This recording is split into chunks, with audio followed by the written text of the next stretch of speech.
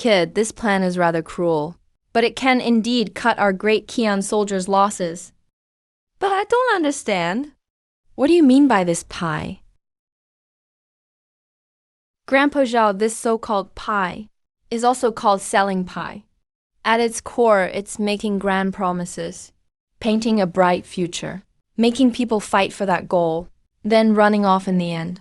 For example, promise the people of CAU that for killing one CE soldier, they'll get 3 taels of silver. Kill a CHU commander, and get 1,000 taels of gold and a general's title. When the people of CHU see this big pie, they'll surely fight like hell. But once it's done, whether we follow through, depends on our mood. With a pie like this, as long as it's big enough and gets people to fight for it, that's enough. It doesn't have to come true. Besides, after this battle, they'll be in Great Kian. Even if they really earn it, they'll still have to bow their heads. Give them a little, and they'll put up with it. Whoever controls the narrative gets to make the rules. Especially the CAU people used as cannon fodder. They have no choice at all.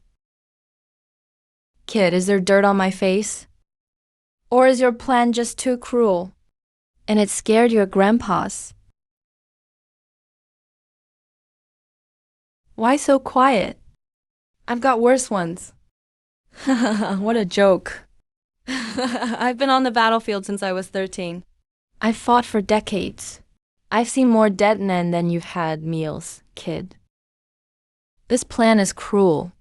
But if you think it can scare Grandpa Lu, you're 100,000 miles off. My throat was just a little dry. I wanted some hot tea. You brat, you're outrageously cocky. You call this cruel? We fought for decades. What inhuman schemes haven't we seen? This is nothing. Tea. I was the cocky one. These old generals sure care about saving face. Yan, you needn't be so ruthless. Selling pie is not right. If you make a promise, you should keep it. Otherwise, if word gets out, how will you lead troops into battle later? Grandfather is right. I've learned my lesson.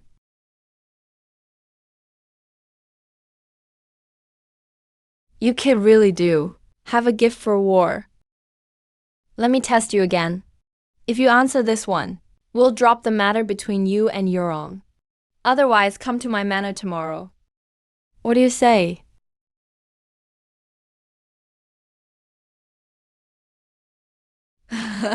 What's wrong, kid? Scared? Lu Zhen's granddaughter is named Yurong. That's a fine name. The sea accepts all rivers. Tolerance makes greatness. Why are you dragging your feet, kid? If you're scared, you're scared. If you're not, you're not.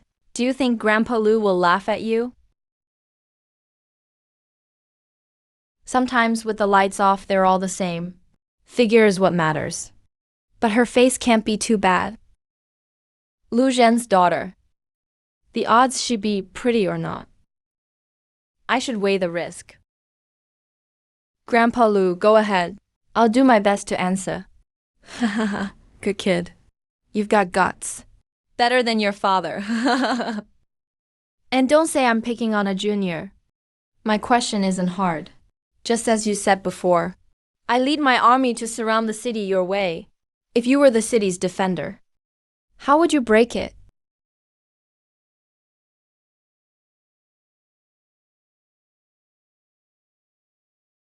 Defend the city? Grandpa Lu, that isn't hard. It's just a bit underhanded. Are you sure you want to hear it? Go on, kid.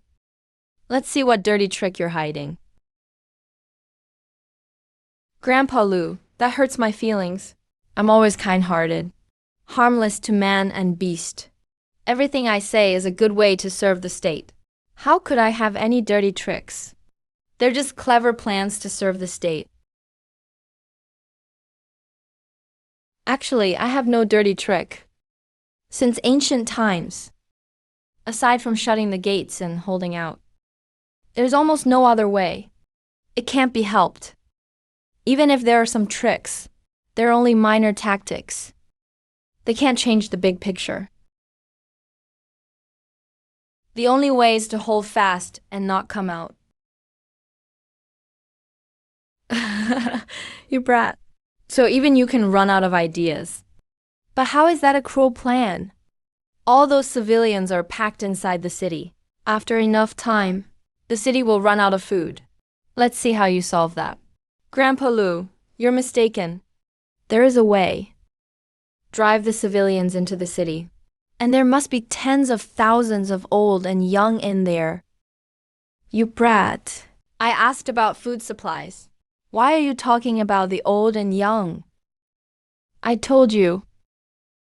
Tens of thousands of old and young fill the city. As I said before, this is a little inhumane, but it's a last resort. After all, food is key in defending a city. A siege will usually cut off supply lines when there's no way out. If you don't want to lose the city, this is the only way. That's rare. Even you have times when you think something is too inhumane.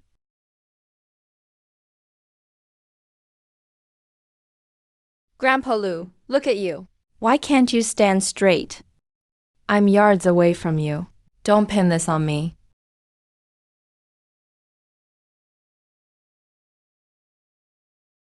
Uncle Fu, give Yang another 500 taels. He can go gamble, or visit the Rouge House and see its top courtesan. Just keep him away from us for now. Thank you, grandfather. Actually, I have many more insights on war. No need, go. Keep Changwen by your side, and teach him a thing or two. If I don't get ruthless, who knows when I can get away. Off to the Rouge House to hear some tunes.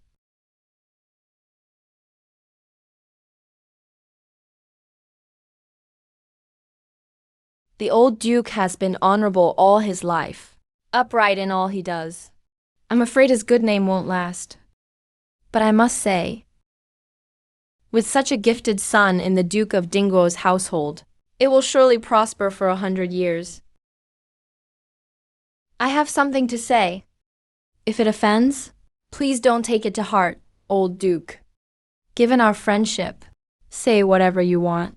Before long, this boy will be someone His Majesty finds too immoral to use, too valuable to discard, and too dangerous to let go. I'll petition His Majesty later to forbid Gao Ying from going to the Six Kingdoms. We must avoid any mishap. It won't cost much to keep him.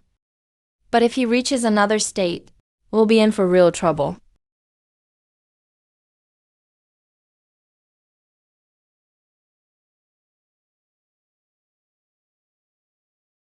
Years ago, while carrying out orders, I feared exposing our trail, so I ordered an entire village slaughtered.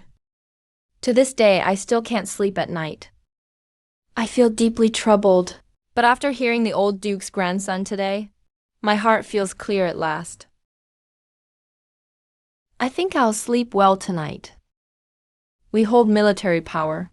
What happened today? I must report to His Majesty. If this gets out, it could hurt the old Duke's name. Should we cover it up? I'm already half in the grave. To me, fame and fortune are but passing clouds. Why should I care? Write every word in the memorial. Yang may be ruthless, but only toward an enemy state and Great Qian's cancers. Great Qian, as it is now, could use a little ruthlessness. Prince Rong stirred trouble at court this morning. 13 censors followed him, and nearly 1/3 of the officials agreed, though His Majesty diffused it. It shows Prince Rong's influence. The court is unstable. How can Great Qian grow strong? I think Prince Rong likely wants to strike at the Duke of Dingguo's household to make an example. Old Duke, be extra careful. A few days ago, I truly was worried, but now I'm not worried at all. This struggle at court is still too close to call.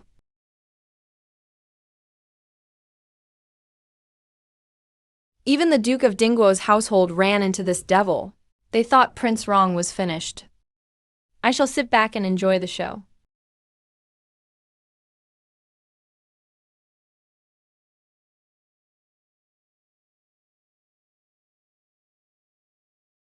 I did underestimate your majesty.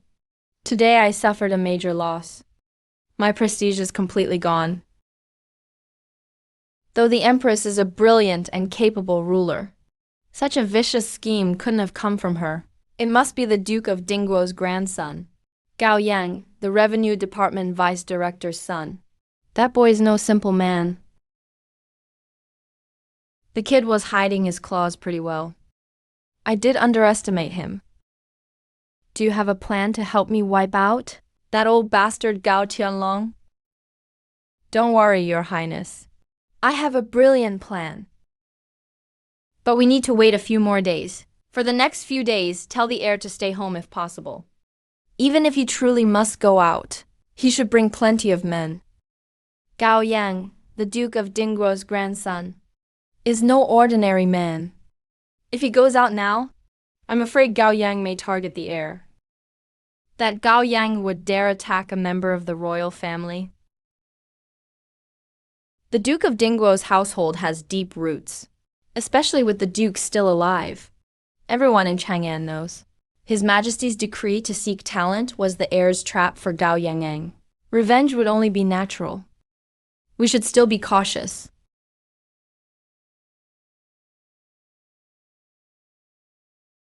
Father, I heard His Majesty gave you a harsh scolding at court. I let my guard down, but it was only a temporary setback. Don't leave the estate for the next few days. Don't let that boy from the Duke of Dingguo's household spot you. The Duke of Dingguo has one foot in the grave. How dare they think they can lay a hand on this heir? Besides, I only go out during the day, and at night I stay at the Rouge Pavilion. I never travel at night.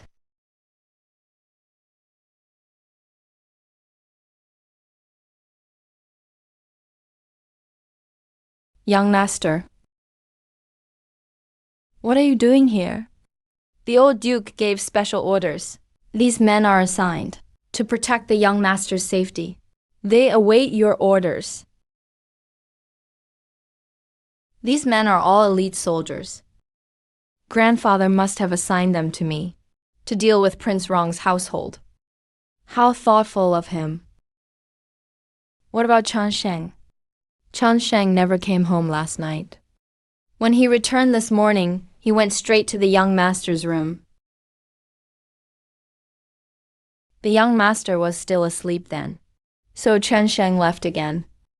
Putting ability aside, the name Zheng Shen alone is worth remembering. If one day the Empress turns against everyone, or decides to wipe us all out, having Chen Sheng by my side would make me feel much safer. If I could gather Wu Guang and Huang Chao too, I wouldn't have to just follow the Empress around, sneaking peeks at her legs. That would be very hard to pull off.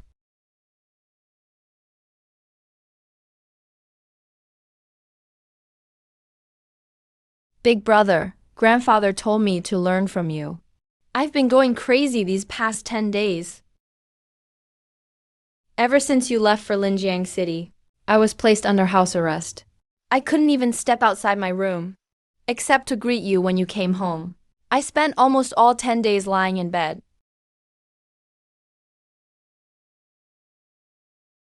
Hey, big brother, where are we going to have fun? The Rouge Pavilion. The Rouge Pavilion? That's a great place. Big brother, how much money did we bring? It's not cheap in there. This guy sure sounds familiar with the place. Judging by how seasoned he sounds, he probably lost his virginity long ago. He's not exactly pure anymore. How much does it cost for a full song? What if we spend the night? An ordinary girl costs several dozen taels. A better one costs over 100. As for the Rouge Pavilion's 4 top courtesans, any one of them would probably cost several thousand taels. That's outrageous. The Rouge Pavilion really is a little treasure vault. Looks like it's time to put the club plan on the agenda.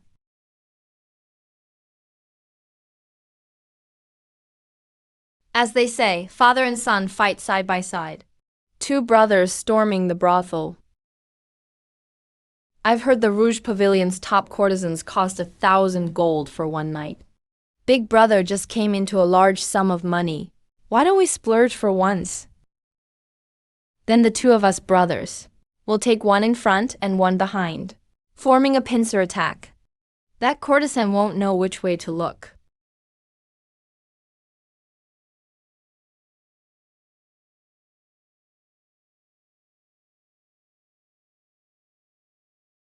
My reputation as a schemer is already bad.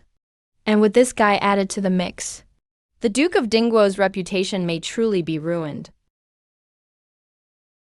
Prince Rong relies on his royal status and wields power across the court.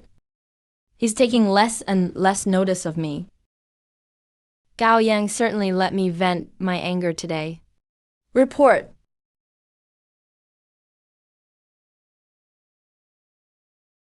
Your Majesty, General Qin Zhengguo of the Left Command Guard, General Li Yi the Right Command Guard, and the Duke of Heguo have all sent memorials. 3 veteran generals sent memorials together. Bring them in.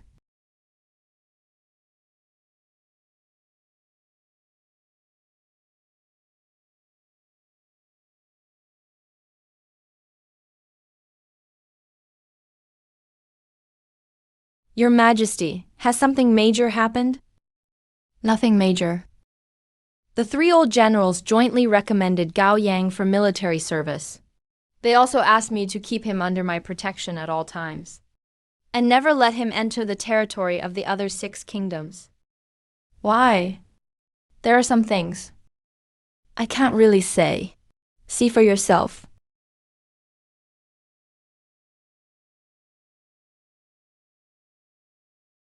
The Duke of Dingguo is an experienced commander, famous for his surprise attacks. But I've never heard that the Duke's household used tactics this vicious.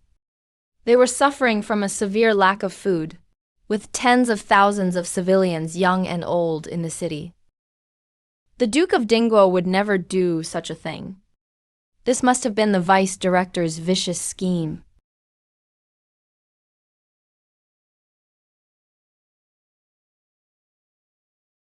General Qin is right about that. Gao Yang did use a heartless tactic, but it would be a waste not to use it. Yet releasing him would be dangerous. Having him as my aide is a mixed blessing. His reputation in the history books may end up sounding rather ugly. So be it, let them call me ruthless, as long as I can make Great Qian stronger and give its people peace and prosperity. Even if the history books brand me a tyrant, I accept it. These methods are indeed ruthless, but only toward the enemy. Using CU civilians to wear down the enemy's weapons and supplies is undeniably a vicious scheme, but it also reduces Great Qian's military casualties. For Great Qian, that makes it a brilliant strategy. Where is the vice director of the revenue department? Is he at his estate? Your Majesty, are you planning to leave the palace? The palace is too stifling. I want to go out for a walk. Besides, I still have some questions. He may be able to give me the answers. I'll go find out at once.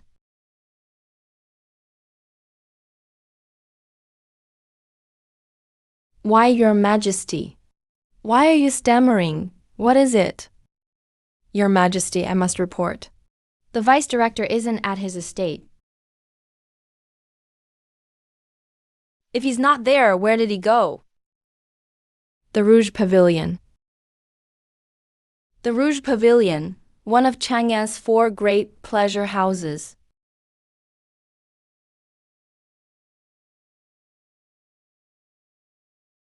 I've never been to a brothel in my life. Well, I'm in the mood today. Let's go take a look.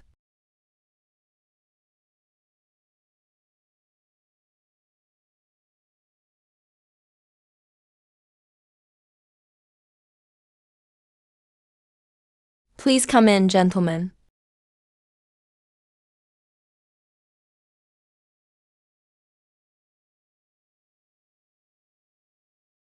It would be a shame to live in ancient times without experiencing a brothel firsthand.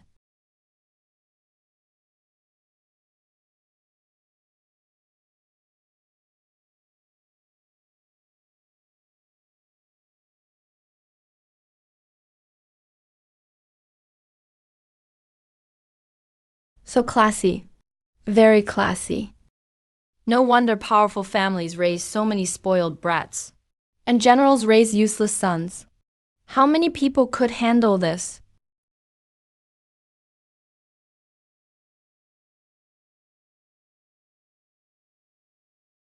Young master, have something to eat first.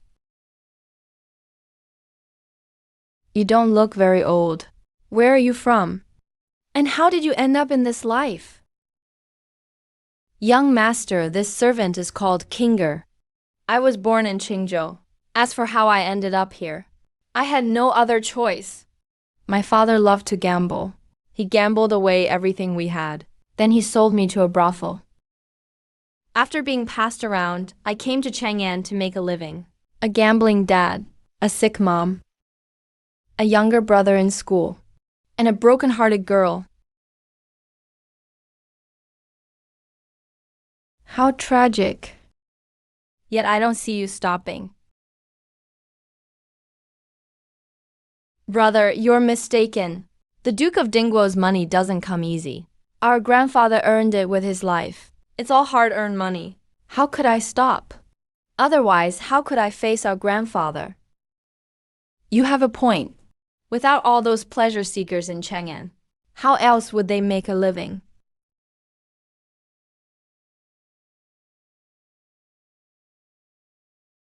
Young Master Chen Sheng is back. He wishes to see you. Let him in. You may leave now.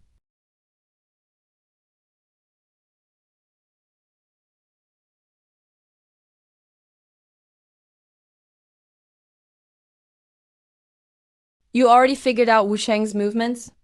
Young master, this Wu Cheng is very cautious. I spent all day asking around yesterday. I found that his only weakness is his love of excitement. He loves coming to this Rouge Pavilion. He spent almost every night here for the past week. Wu Cheng left once this morning, but he had twice as many guards with him. I'm afraid he's on guard now. It'll be hard to make a move. I didn't expect Wu Cheng to be smart too. I plan to use my spoiled brat persona to deal with him. Start with Wu Cheng, and take it step by step. But he won't give me a chance. Then you're forcing me to go straight after Prince Rong. We're going after Prince Rong's estate. Are you scared? Brother, how can you say that? If we take down Prince Rong's estate, the Duke of Dingguo's name will shake the realm. What's there to fear? Young master, what are you planning? If we want to bring down Prince Rong, that's not hard. Prince Rong has a noble status and commands great power, but nothing frightens him like rumors. We can start some rumors. Say a fox spoke human words. Or have children sing, the mandate belongs to the king. Since ancient times, rumors have been fiercer than tigers. One tells 10, 10 tell 100. Once the rumor spreads, Prince Rong will be thrown into chaos. Young master, isn't that too risky? You make a fair point. The throne is too weak right now. The risk is too great. Prince Rong has followers throughout the great Qian Empire. If we force him to flee Chang'an, war will be unavoidable. Don't worry. I have a better plan. Frame him for a crime. Shift the blame. That'll push Prince Rong toward destroying his own family. But the throne is too weak, and Great Qian is too weak too. It can't withstand that kind of turmoil. Wu Zhao must have already sensed it. The threat Prince Rong poses to the throne. As long as we stir up the conflict, inflate Prince Rong's ambitions, and heighten the Empress's sense of danger, Wu Cheng will be the perfect pawn. Too bad I don't have any medicine on me. Otherwise, I could make things happen.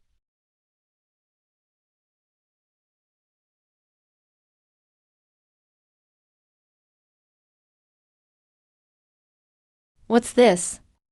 Medicine. Did I misunderstand? Wasn't this what you wanted? This is called love illusion powder. The finest aphrodisiac there is. Add it to wine, and it leaves only a trace.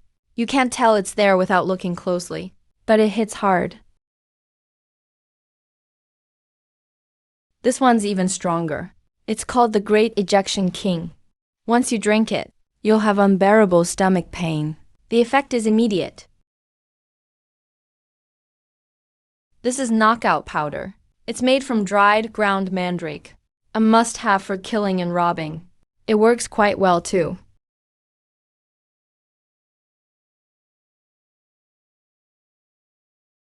Where did you get all this? As a spoiled young noble, I should have a few tricks up my sleeve. Which one do you need, brother?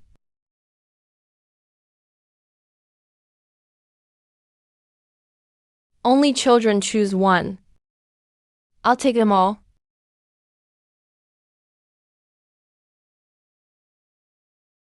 Keep the music playing.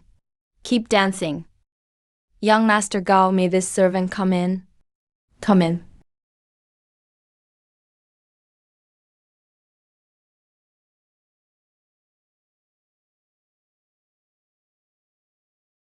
My name is Li Yuyuer.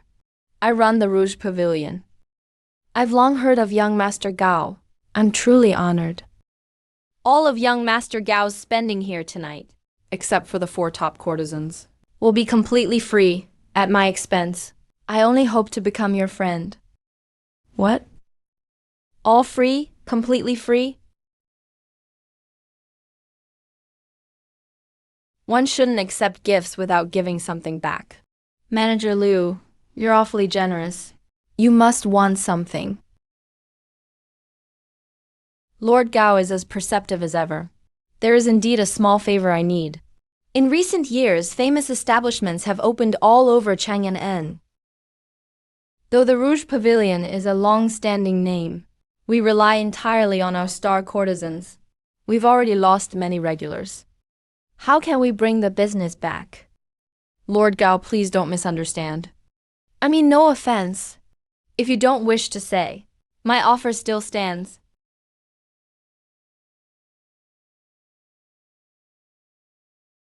That shouldn't be hard. Set up membership tiers for customers. Record their spending and the silver they deposit in advance. The higher the tier, the better the privileges and perks. Anyone who comes to the Rouge Pavilion is rich or powerful. They want more than wine and women. They want status. Once people start comparing themselves, the money will come naturally. The silver they deposit can also fund stable businesses and offer the star courtesans bigger bonuses. In the service business, when there's money to be made, people work with all their heart. Membership tiers. Thank you for your guidance, Lord Gao. These 2 ideas alone should boost the Rouge Pavilion's business. I'll keep the key idea for myself. I'll test it here at the Rouge Pavilion. Let's see how Chang'an's nobles react to memberships. I also saved several hundred taels today. 3 wins with 1 move. Lord Gao, this young woman will take her leave. I won't disturb your enjoyment. Go ahead. Manager Liu, send in 2 more girls. Young Master Gao, may we come in? Come on in, come on in.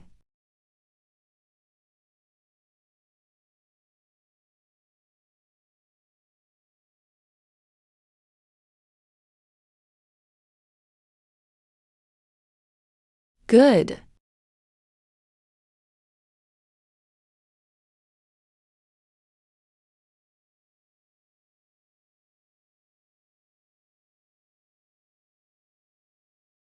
The assistant minister is certainly enjoying himself.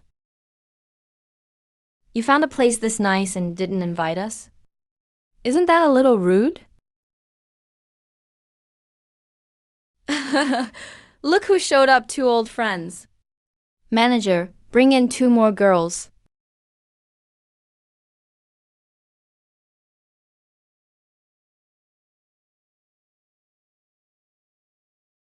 Why is Wu Jiao here? Isn't this a brothel? What are they doing here?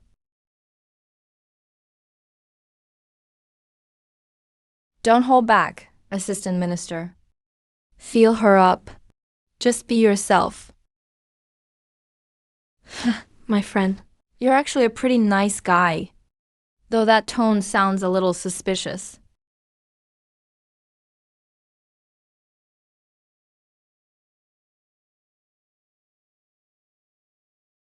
Hold it. Brother, you've already got 2. Too much on your plate can be hard to swallow. Even if you can handle it, your kidneys can't.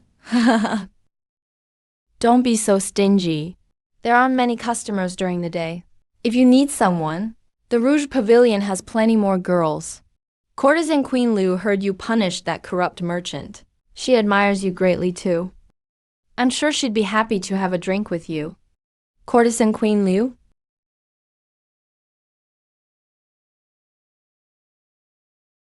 I, Gao Yang, pay my respects, Your Majesty.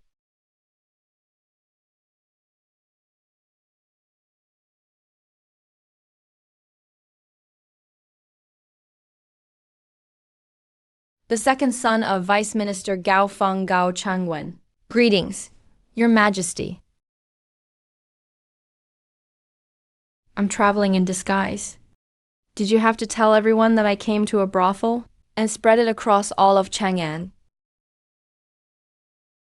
Even if I were a woman, the censors would impeach me the very next day. I understand. Please rest easy, Your Majesty. I only said 2 things, and you understood?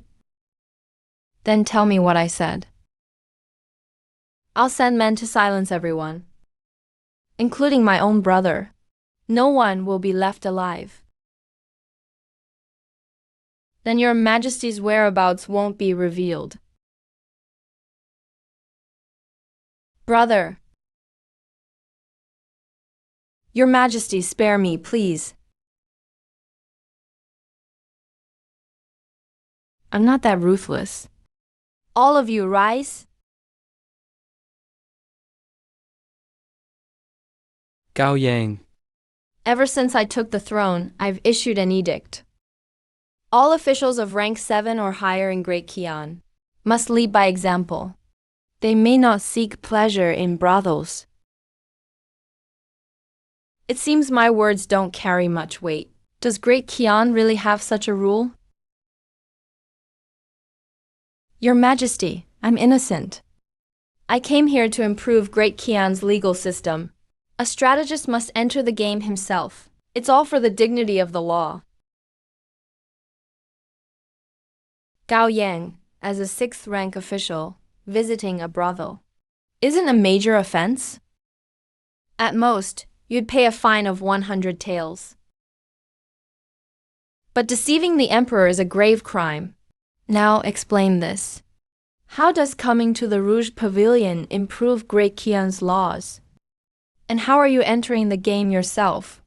If you can't give me a reasonable explanation, even if I wanted to spare you, Great Qian's laws wouldn't. I recall that Great Kian's laws don't encourage brothels, nor do they encourage women to work in them, especially when money and transactions are involved. Except for the Imperial Music Bureau. Such dealings aren't protected by Great Kian's laws.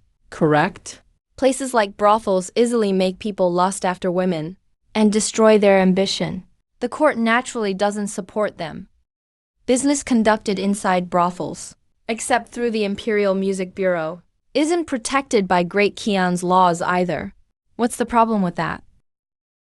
Your Majesty, the problem is enormous. Great Kian is founded on the law. Our laws are strict. Yet this vague definition leaves a loophole. It also directly affects people's interests. Absurd. It may even make it possible to get free services. That pains me deeply.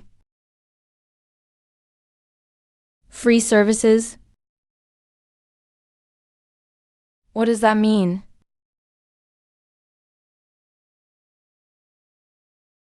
Let me give Your Majesty an example.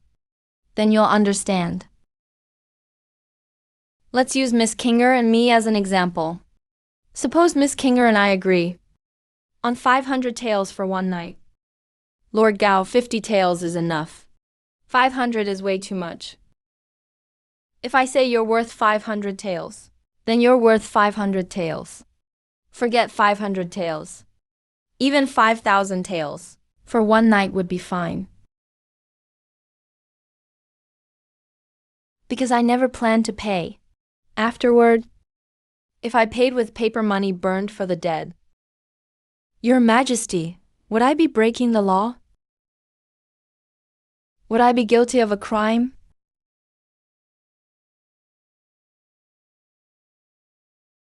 Of course you would, if it wasn't a real transaction. Kinger could report you to the authorities for rape. In Great Kian, raping a woman is a serious crime. Your Majesty is mistaken. Kinger and I agreed on 500 taels beforehand. We entered the deal willingly. I never went against her wishes. I only used paper money when I paid. How could that be rape? Paper money is meant for the dead. You passed it off as silver. Counterfeiting alone would be enough to punish you. Counterfeit money must enter circulation and damage the credibility of Great Kian's currency, causing actual harm to constitute counterfeiting. Paper money is meant for the dead. It never posed as Great Kian currency or entered circulation. So how could it damage the credibility of Great Kian's money? Therefore, no counterfeiting crime was committed.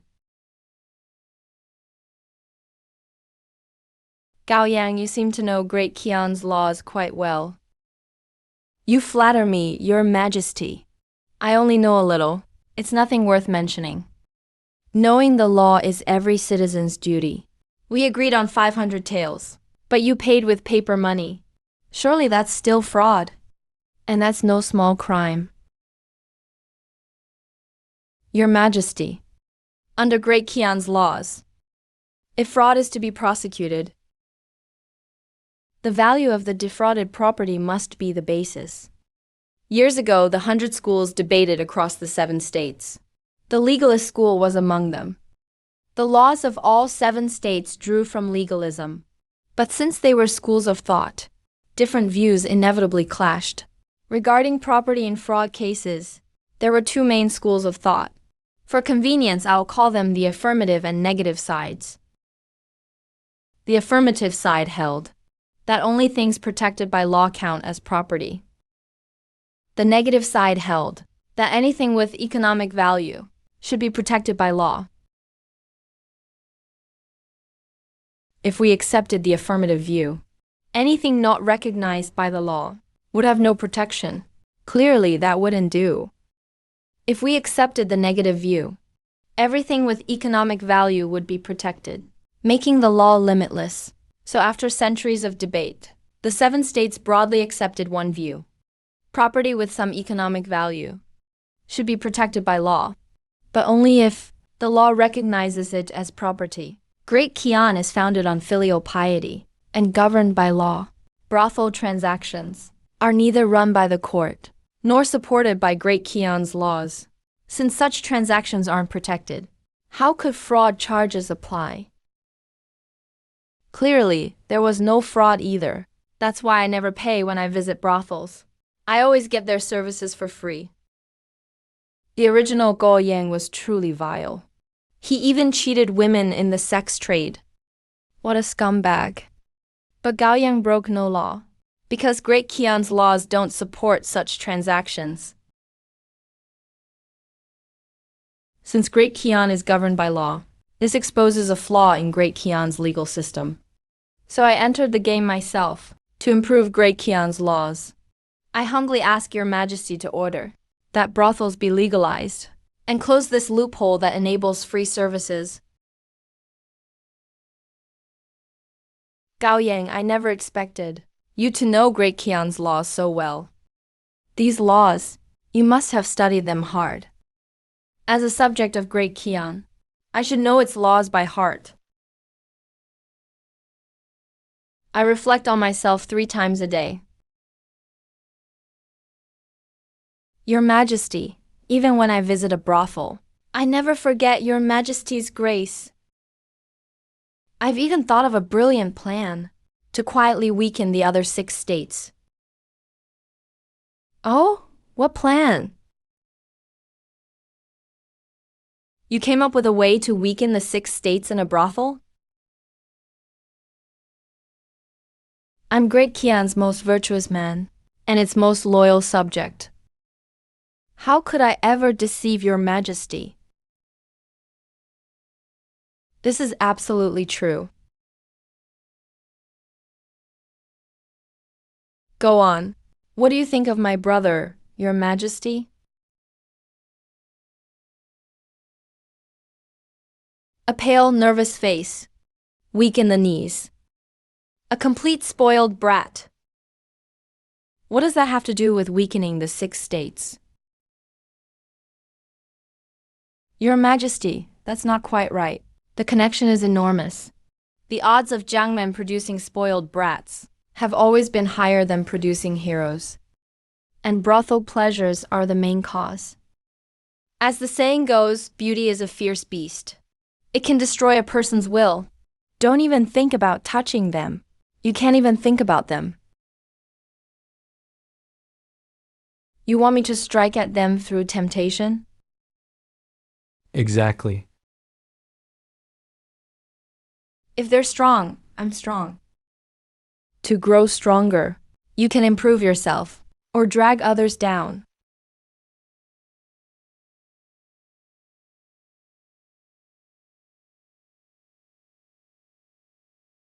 Distract your rivals the night before a major exam. Keep them up all night. Then my rank will naturally rise. Your Majesty could train a group of talented people and send them throughout the 6 states to open brothels everywhere. First, the people of the 6 states would lose themselves in beauty, and their will would collapse. Second, we could earn silver and fill Great Kian's treasury, but that plan would work too slowly. I have an even better method. Does Your Majesty have any treasured instructional drawings in the palace? Lord Gao, watch your words in the Emperor's presence. Careful, or you'll be charged with disrespect. It's fine. The palace has some. Go on. Your Majesty could hire the finest artists in the realm to compile those drawings into books and secretly send them into the 6 states. But our drawing techniques are limited. I'm afraid the results would be mediocre. I recommend using words instead. Used properly, words can be a powerful force. Human imagination is limitless. Your Majesty could start with popular stories and novels. Put cheesy romance and martial arts aside for now. Focus on color. Then secretly send these stories into the 6 kingdoms to poison their younger generation. Once their lust is stirred, they'll visit brothels at a young age. With all that debauchery, their bodies will waste away, and their lives will be shortened.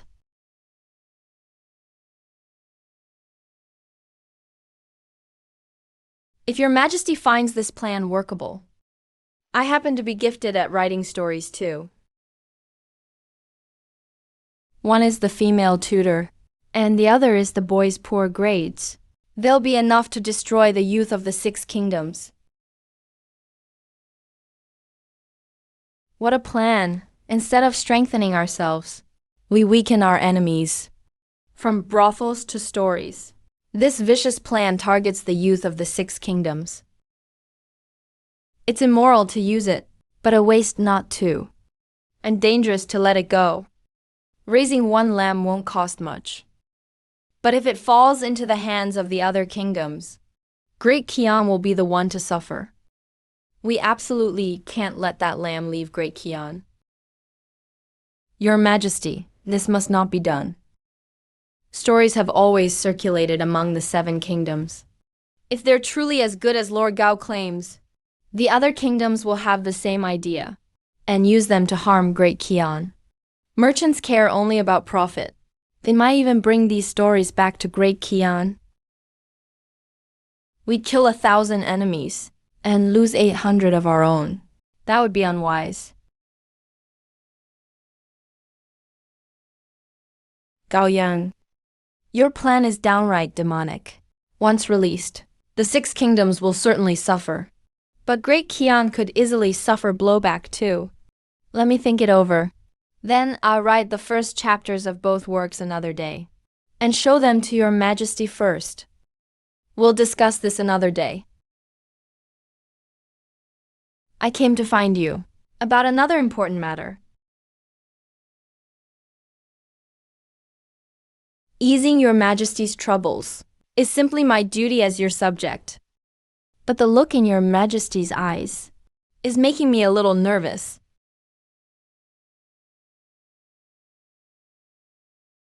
This problem, if you can solve it for me.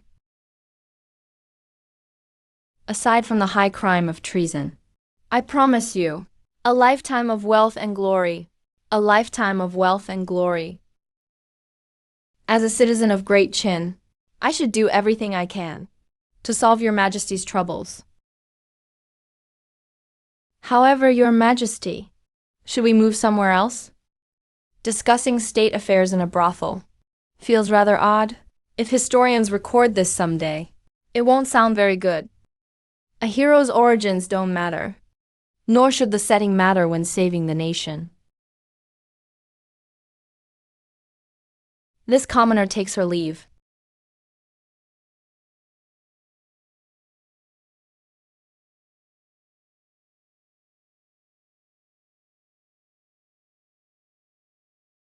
Since you're Lord Gao's son, stay and listen. Yes, your Majesty.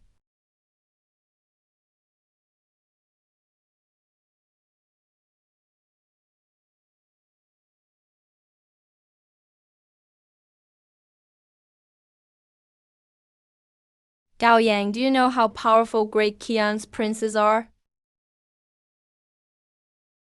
In ancient times, a vassal's domain was no more than 100 miles. With weak borders, they were easy to control. But now, Great Qian's princes control dozens of connected cities, and territories stretching 1,000 miles. Given time, they'll grow arrogant and extravagant, and easily fall into debauchery. Under pressure, they'll rely on their strength, form alliances, and rebel against Chang'an. If we don't deal with the princes, I won't be able to sleep or eat in peace. You have a ruthless mind. Do you have a brilliant plan? The Empress wants to move against Great Qian's princes. If word gets out, all of Great Qian will be shaken. From his very first sentence, his murderous intent was impossible to hide. This wasn't a spur-of-the-moment idea. He's wanted to move against the princes for a long time. The throne needs the princes to protect the realm, but also fears their growing power could threaten the throne in return. An emperor can't handle everything personally. Someone must guard every part of the realm. If we don't use princes, We'd have to put outsiders in charge. That could be even more dangerous. If a prince grows too powerful, we have to keep him in check. The founding emperor would rather appoint relatives. At least they were princes. Even if they rebelled, the empire would still remain in the Wu family.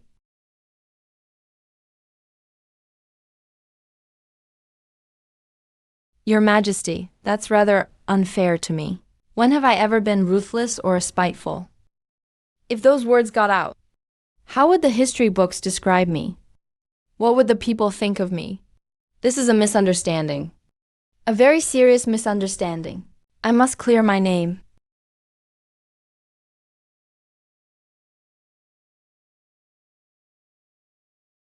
From the locust plague among merchants to the youth of the six kingdoms, which of my plans hasn't been ruthless? Using stories to undermine the youth of the six kingdoms may not work right away, but over time it can kill without a trace. It's just too easy for this plan to backfire on Great Qian. The time isn't right to use it yet.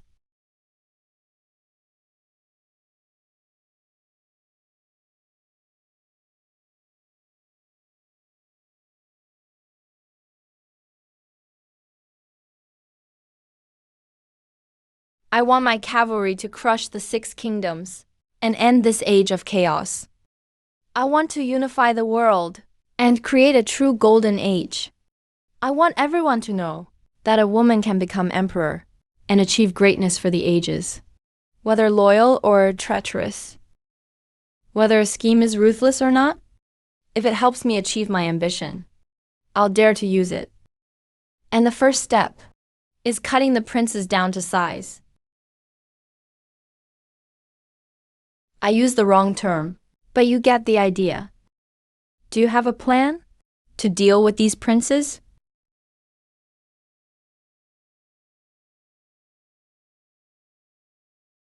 Your Majesty truly wants to move against them? I've wanted to curb the princes since I took the throne. I simply held back before, but now I'm ready to act. Please tell me more about the princes' situation, so I can come up with a plan. To understand the prince's power in Great Qian, we must go back 100 years. Back then, warlords divided the land. Nearly 100 small kingdoms filled the vast realm and fought one another. Human life was worthless. The founding emperor rose from humble origins and eventually established Great Qian, creating a balance with the other six kingdoms. When the founding emperor raised his army, he lacked support from the great clans. So he promised that if he became emperor, all founding heroes could claim lands and become princes. That was essentially a kingdom within the kingdom. It was a major reason so many heroes were willing to fight for him. After peace returned to the realm, these princes of other surnames became a serious threat to the throne. Great Qian's ancestors joined forces with their own kin and spent decades purging those vassal princes. Once almost all princes of other surnames were gone, the Wu family's princes became the new threat. By Your Majesty's generation, the princes controlled troops, land, and taxes in their fiefs, making them true kings in all but name. Their power now seriously threatens the throne. Gao Yang. Curbing the princes is a major matter. Go home and think it over for a few days. You don't need to answer me right away. Your Majesty, I have a plan. It may weaken the princes without shedding a drop of blood. Gao Yang, what is your plan? Your Majesty, I've always believed that people everywhere pursue profit and rush wherever there's money, whether governing a nation or doing business. Whoever can exploit human weakness can achieve great things. Curbing the princes is no exception. My plan exploits human weakness to weaken the princes' power without them noticing, so they can no longer threaten the throne. I have a bright scheme in mind. It will win without bloodshed and kill without a trace. It's an open scheme the enemy can't avoid. He puts his own interests first. Without absolute confidence. He'd never make such a bold promise. Kui Shenge has the talent of a top scholar. Your Majesty once placed great hopes in him. Yet, even to this day, he's failed to find a way to curb the princes. Gao Yang's interest in brothels and their performances clearly exceeds his interest in the classics. Gao Yang may not be very proper, but his schemes must not be underestimated. An open scheme means acting in broad daylight, leaving the enemy no way to avoid it, and achieving your own goal.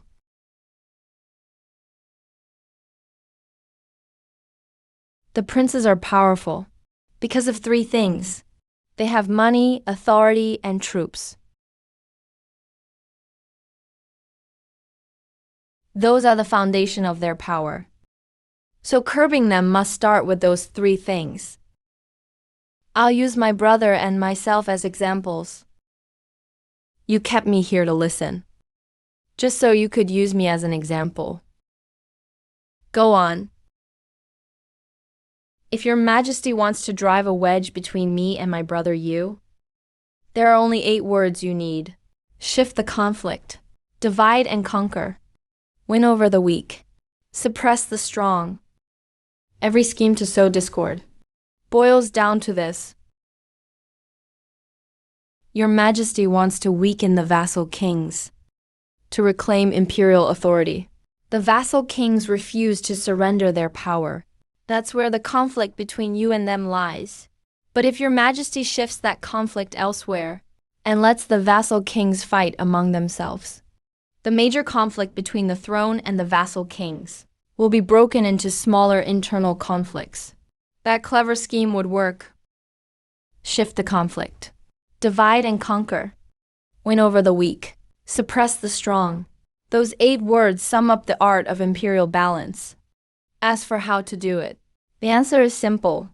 The crown prince and the heir already have a conflict between them. All they lack is a chance to ignite it.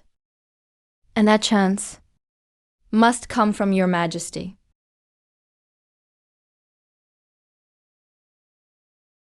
Your Majesty, I must warn you of one thing first.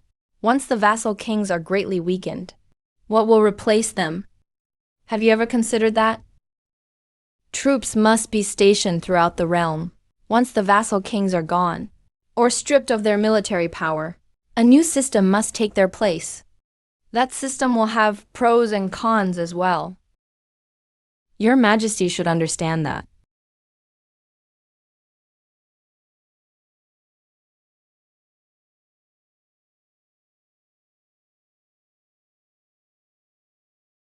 Those guarding the frontier must have some authority to act on their own.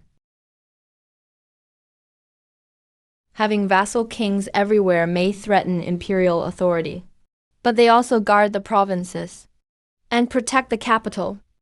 If your Majesty decides to move against the vassal kings, you must first think carefully. Who will replace them and guard each region?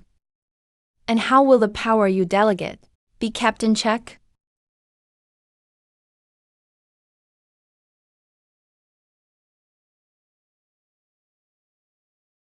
I understand what you mean. Once the vassal kings are weakened, the generals guarding each region must be given some authority. That is still a matter of balance. But weakening the vassal kings is unavoidable. Otherwise, my imperial power will always be constrained. As for keeping the balance afterward, I have a plan. Compared with vassal kings, generals with no royal ties are easier to control. If I can't even get past the vassal kings, all my later plans will be empty talk. Tomorrow I'll summon all the officials and begin laying the groundwork as Gao Yang suggested. For this strategy, I'll credit you with a great achievement. Don't rush, Your Majesty. Now that you've made up your mind, I will do everything I can to help you weaken the vassal kings. But if you want to do it now, there's also some bad news.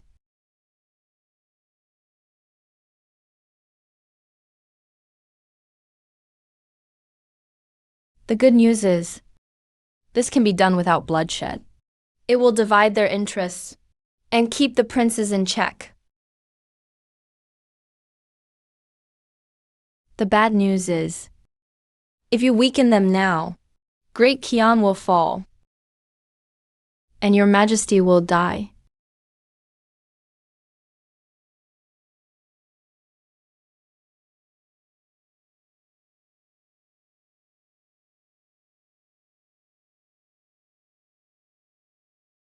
Why is that?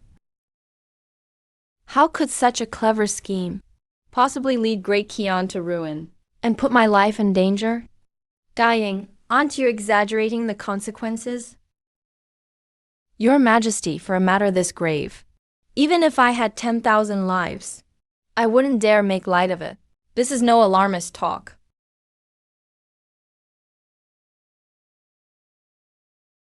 The reason is simple. We cannot weaken the vassal kings now. Whether you use an open scheme or a secret one condition must be met. The court must be strong enough. The court must command enough influence. Otherwise, moving against the vassal kings by force would be no different from seeking your own death. The vassal kings aren't fools. A secret plot can be carried out in the shadows, but an open scheme is out in the light. Everyone will see what your majesty wants.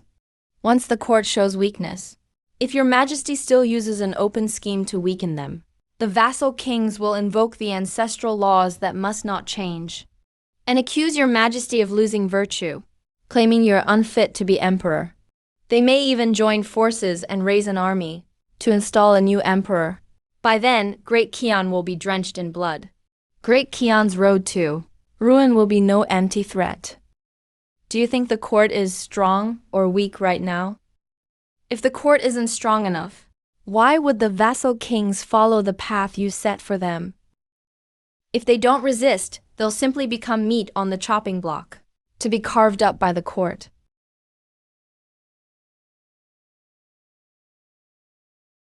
If your majesty wants to strike at the vassal kings' hearts, you must first pretend to open your heart to them.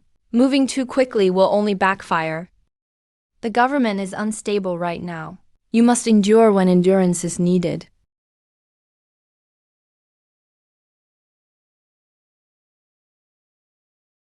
In your opinion, Lord Gao, what should I do now?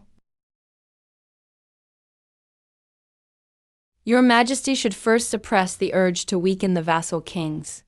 Right now, weakening them by any means would be unwise. Only once Great Qian grows strong, and your majesty commands absolute influence, will the vassal kings bow and be crushed. At that point, what your majesty should truly consider instead is what system will replace them. Once Great Qian is prosperous and powerful, I will have many more brilliant plans to help your majesty keep the 6 states in check. Those so-called brilliant plans of his are probably another deadly scheme. But if they're used against enemy states, how powerful could they be?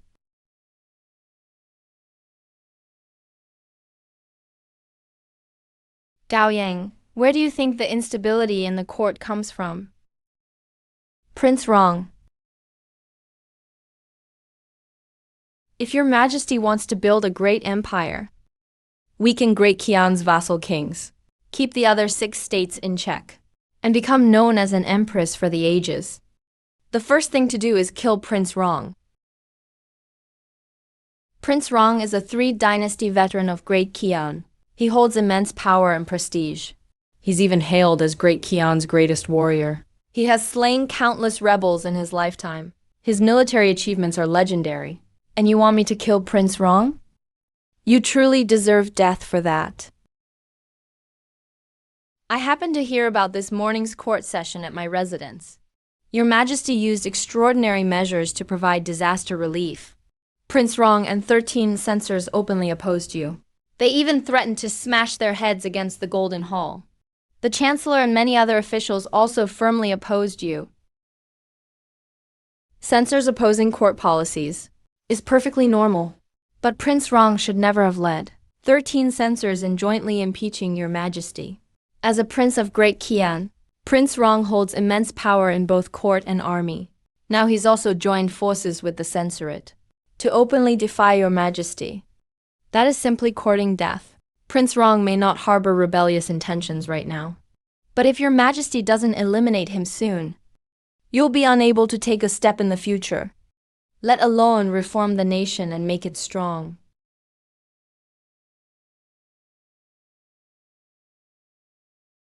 How could I not know that? But Prince Rong dominates the court. He's not only a master of martial arts, he's also surrounded by countless guards. To kill him would be easier said than done. This can't be accomplished overnight. We must proceed with extreme caution. If we fail, the consequences will be unthinkable. Let me think it over.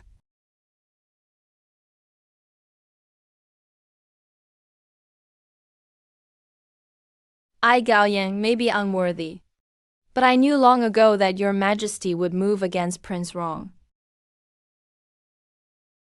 I've prepared over 100 brilliant plans for you. Assassination, poisoning, hacking him to death, framing him, slandering him, setting traps, and ruining him.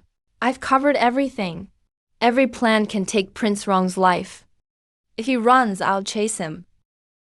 He won't be able to escape, even with wings. How many?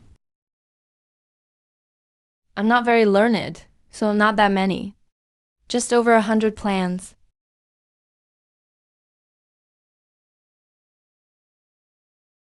Let's hear them. One moment, Your Majesty. Let me find them.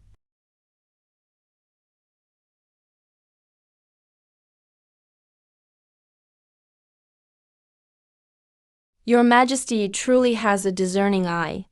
This is the ecstasy aphrodisiac, the finest potent love drug.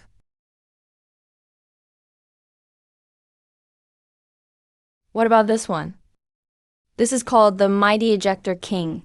After taking it, you'll suffer severe stomach pain and instantly become a human squirt gun. If you combine it with the ecstasy aphrodisiac, it's a perfect match. I have a grudge against Prince Rong's son, Wu Cheng. I originally planned to put these two drugs in Wu Cheng's wine and make a fool of him. But since Your Majesty is about to move against Prince Rong, I won't need to go to all that trouble. You carry these things with you? Your Majesty is mistaken. These are all things my younger brother carries for protection while traveling. He's just too young to handle them, so I took them over for him. When it comes to assassination, poison is naturally the fastest. This is hemlock poison. My brother says it kills on contact with blood. But hearsay isn't proof. Seeing is believing. I'm always thorough. I must test the effects myself. The Duke of Dingguo keeps several big yellow dogs. As they say, raise a dog for 1,000 days, use it once. They're perfect for testing. But dogs and humans are built differently to reduce the margin of error and prevent accidents. If Your Majesty could give me a few condemned prisoners, that would be even better, preferably vicious criminals who committed unforgivable crimes. Otherwise, I might hesitate to do it and feel guilty. You can feel guilty? What a surprise. Poisoning someone is too undignified and hard to explain to the people. I want Prince Rong captured alive. We will charge him first, then decide whether to kill him. Ideally, we should keep the bloodshed and purge to a minimum. How should we do that? I understand. That plan will sound better once word gets out. That's easy enough. Your Majesty can hold a Hongmen banquet. Publicly invite Prince Rong into the palace to discuss how to govern the realm. Secretly, station hundreds of axemen inside and outside the palace. They'll wait for Your Majesty to smash a cup as the signal.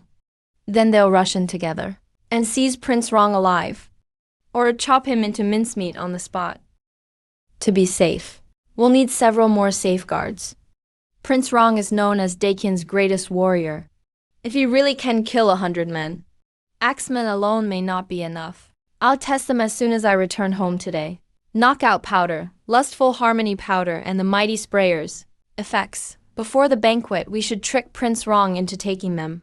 According to Dakian's ancestral laws, Prince Rong may not bring guards into the palace, nor appear before your majesty bearing weapons. Drugs, talismans, guards, and ancestral law 4 layers of restraint will ensure nothing goes wrong once Prince Rong is captured alive. Convicting him will be child's play for the chief civil officials. They can pin dozens of crimes on him with ease. I hold the military power. Capturing Prince Rong isn't the hardest part. The real problem is how to eliminate his supporters and how to convict him. What if Prince Rong has committed no major crimes, and his crimes don't warrant death? What then? Keep these bottles for now. Put them away.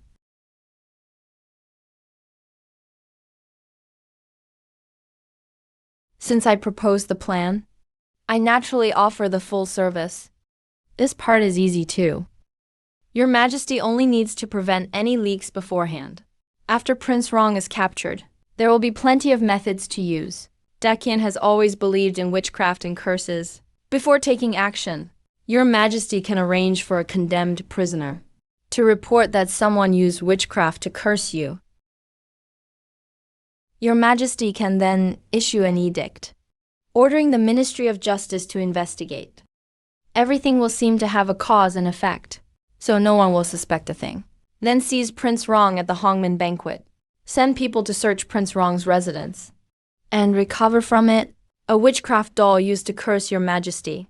Then torture Prince Rong's servants until they confess, with witnesses and evidence. Prince Rong won't be able to defend himself. After that, this prisoner's mouth will be the sharpest blade in Your Majesty's hand. Whoever the prisoner names, the court will investigate. Prince Rong's allies in court can all be swept away. Use the widespread belief in witchcraft as the pretext, and have an unnoticed prisoner come forward with the accusation. Capture Prince Rong first. Plant the evidence next. Then use the prisoner's testimony to purge his allies. Luckily, Gao Yang comes from the Duke of Dingguo's family. Luckily, he now serves me. If he fell into Prince Rong's, a vassal king's, or a rebel's hands, the throne and the realm could be destroyed by him. Of course, Your Majesty's reputation has also crossed my mind. Prince Rong followed the late emperor through countless campaigns. He was hailed as Dakian's greatest warrior. His body must be covered in scars from the battlefield.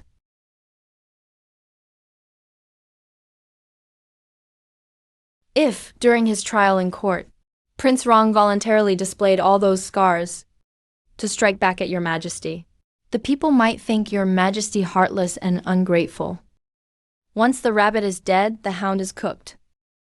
As they say, the wicked accuse others first. Your Majesty can get ahead of Prince Rong and leave him with nowhere to turn.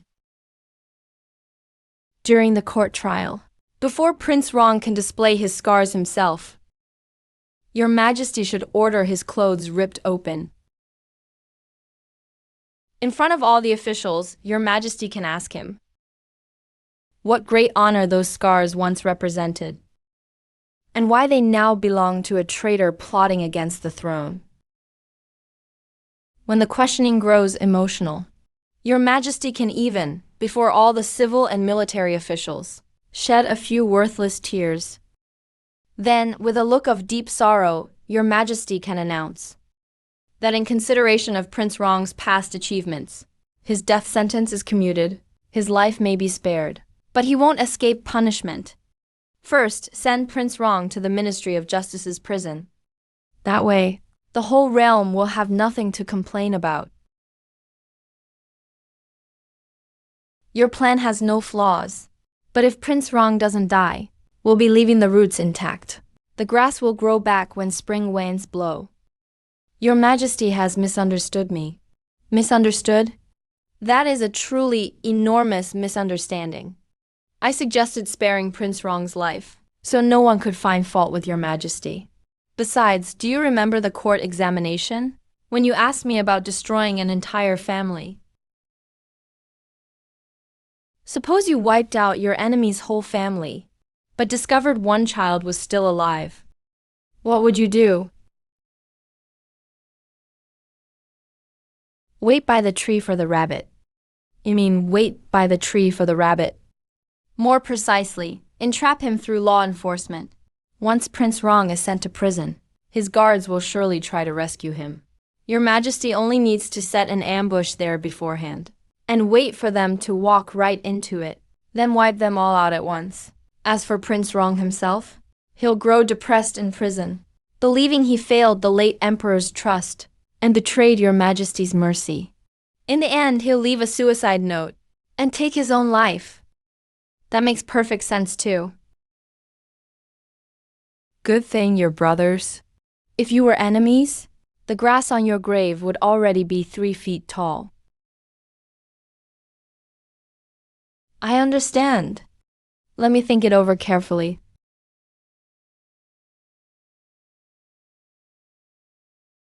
This matter is of the utmost importance. Not a word may get out, or everyone involved dies. Rest assured, Your Majesty. I'm not very smart, but I'm not stupid either. This concerns the entire court, so I won't say a word about it to anyone. You have my word, Your Majesty. Most spoiled heirs care only about pleasure, and aren't fit for serious use. But that doesn't mean they're truly stupid. Today's conversation has planted a seed in his mind. Without eliminating Prince Rong, cutting down the vassal kings is a joke, let alone unifying the realm. Though she is a woman, her ambition surpasses that of any man alive. Whoever blocks her path to the throne will die. Prince Rong won't be around much longer. Let me ask one more thing. What exactly is your grudge against Prince Rong? I'm rather petty. I always repay kindness and get revenge for every grudge. From the moment I accepted Your Majesty's summons for worthy talent, to being impeached in court, Prince Rong's shadow has been behind it all. Since he wanted to use the Duke of Dingguo's family to make an example, I wanted to wipe out his entire family. Within 3 days, I'll give you my answer. I'll see Your Majesty out.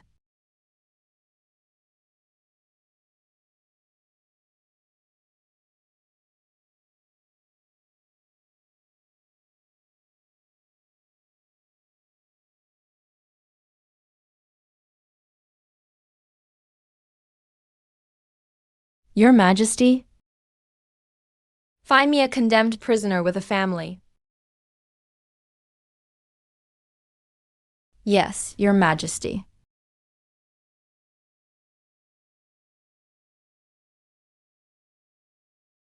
Brother, I was wrong.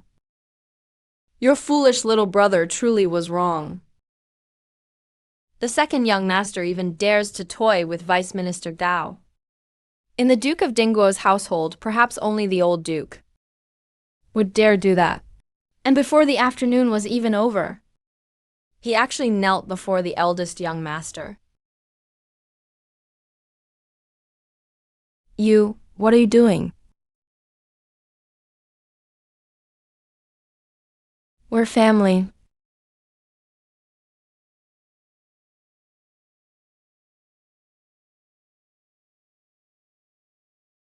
Brother, let's get back to the music and dancing. Let's go home. There are still things to take care of.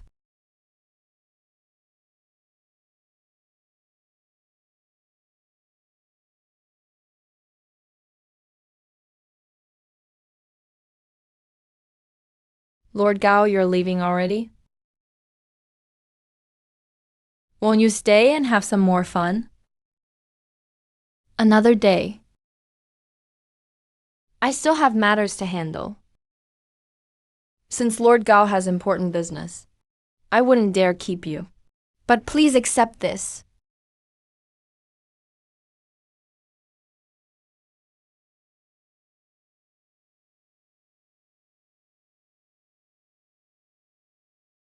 Following the method Lord Gao mentioned earlier, Yanzi Pavilion has activated this membership card.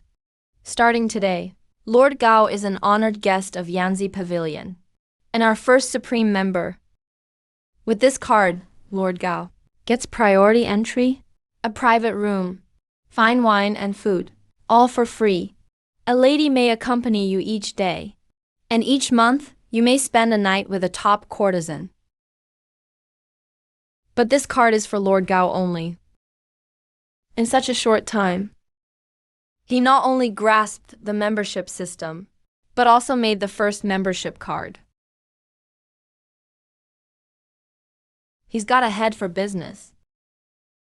One lady a day, and a night with a top courtesan every month. Miss Liu, where's my membership card? Second, young master, you need to pay first. How much for a supreme member card?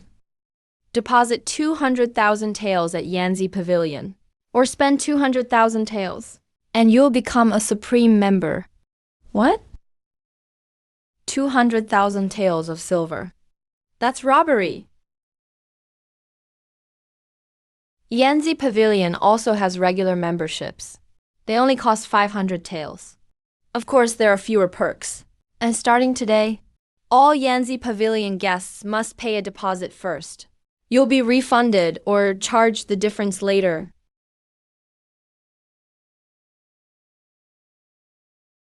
In that case, I won't stand on ceremony. Tell the pavilion master I appreciate this favor. I'll remember it.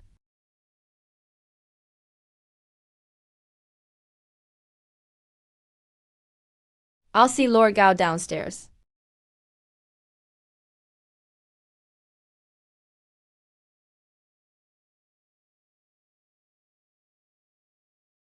First stir up desire, then push customers to spend. Not a bad tactic. Brother Gao, seeing this heir apparent, why not come say hello? He's up to no good. I didn't know your highness was here. I failed in courtesy. But I have urgent business. If your highness needs nothing else, I'll take my leave. No matter how busy you are, Brother Gao, you can spare a moment. Brother Gao, you've kept me in the dark. You first stabilized grain prices in Linjiang City, then offered a way to destroy the emperor. I also heard His Majesty issued an order at court today to mix sand into disaster relief grain, to stop corrupt officials from stealing it. That was your clever plan too. I truly admire you. Young Master Gao raised grain prices in Linjiang City to draw grain merchants in from elsewhere. He really ended the grain shortage. Mixing sand into relief grain seems heartless, but it curbs corrupt officials. It's a plan to save the people. Young Master Gao is so capable. He hid his talents well before. An enemy praising you before everyone is likely setting a trap. Gao Yuanwan has hidden his talents well. He has the talent to govern a nation. Since we're at Yanzi Pavilion today, how can we let this chance slip by? How about asking Gao Yuanwan to compose a poem? What do you all think? Please compose a poem, young Master Gao. Let us see what you've got. The mood is just right. Brother Gao, why not recite a poem and let us admire it? From afar, the rock looks big. Up close, it's a big rock. Sure enough, the rock is big. The rock sure is big. He must have gained confidence from that rock poem. If I leave now, the scholars of Chengyan will surely mock me for it. Other people's opinions don't matter. Besides, Prince Rong's estate won't last much longer. What's so hard about writing a poem? Then I'll await your fine work, Brother Gao.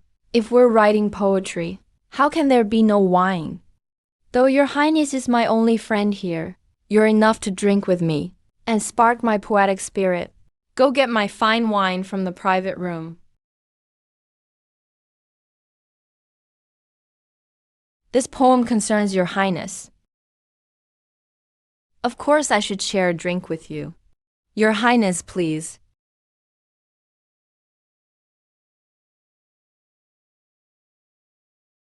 Brother Gao truly is remarkable. Even his way of writing poetry differs from Chang'an's talents. But let's skip the wine. Does your highness look down on me? You won't drink with me? In that case, I was being presumptuous. Wait, Brother Gao. Since Brother Gao insists, let's share a drink. May inspiration strike you, Brother Gao. Come, fill Brother Gao's cup. Wu Chen watched the two cups being poured from the same pot. He wasn't that easy to fool after all. Your Highness, please. Wait, for the sake of our friendship, we should switch these two cups. Did brother really not drug the wine? Or is he planning to risk himself for a one-for-one trade with Wu Cheng? Brother Gao can really hold his liquor. I'll gladly drink with you. May your poetic spirit soar, Brother Gao.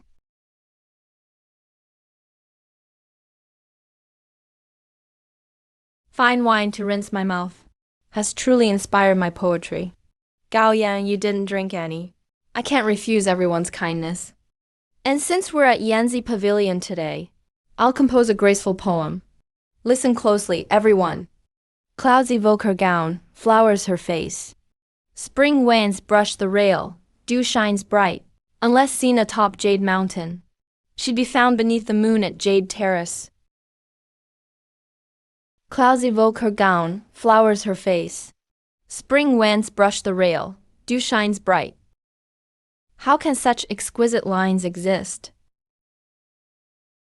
With this poem alone, giving him that Supreme Member card was worth it.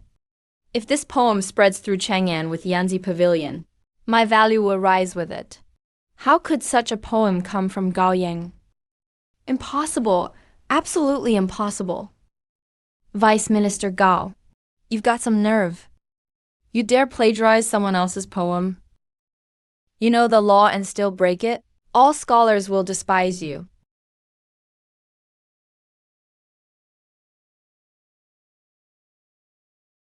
His Highness is questioning you.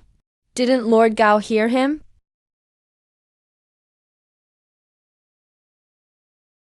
Until His Highness speaks, no one is allowed to leave.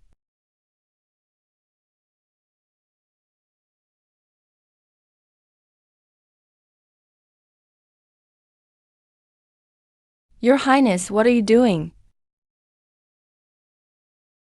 What did I just see?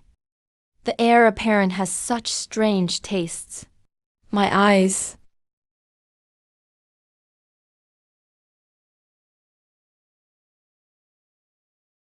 Gao Yang, I'll kill you.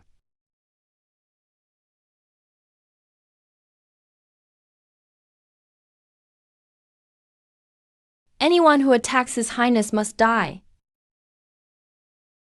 Form up. Kill anyone who attacks the eldest young master. The Duke Dingguo's estate has more than one son. Does the second young master's life not count? Go. Your Highness. I said go. Get me home first. We'll deal with it later.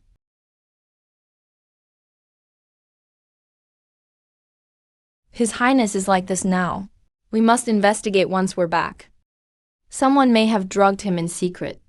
Be careful, or he could explode to death.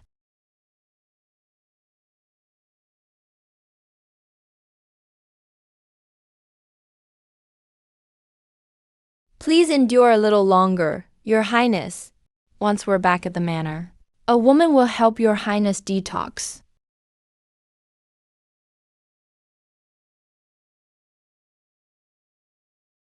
Your Highness, you mustn't. Guard Wu. You served Prince Rong's estate for decades. You don't want to watch me explode to death, do you? Pavilion Master, the Supreme Member card has been given to Lord Gao as you ordered. The disturbance downstairs has also calmed down. Clouds evoke her gown, flowers her face. Spring winds brush the rail, dew shines bright. Unless seen atop Jade Mountain, she'd be found beneath the moon at Jade Terrace. I never expected this poem to come from Gao Yang. Pavilion Master Lord Gao's methods today were too direct. Wu Chang is Prince Rong's son, after all. He's no ordinary playboy. Lord Gao humiliated Wu Chang before a room full of guests, and even kicked and injured him himself. This won't end well. It may even drag Yanzi Pavilion into it. Too direct? You underestimate Lord Gao. What do you mean, Pavilion Master? A man skilled at playing with people's minds, who came up with free membership perks, and thought of using storybooks and erotic drawings to weaken the younger generation of the 6 states. If he takes action, he must have planned it all out. There may be more drama in the coming days.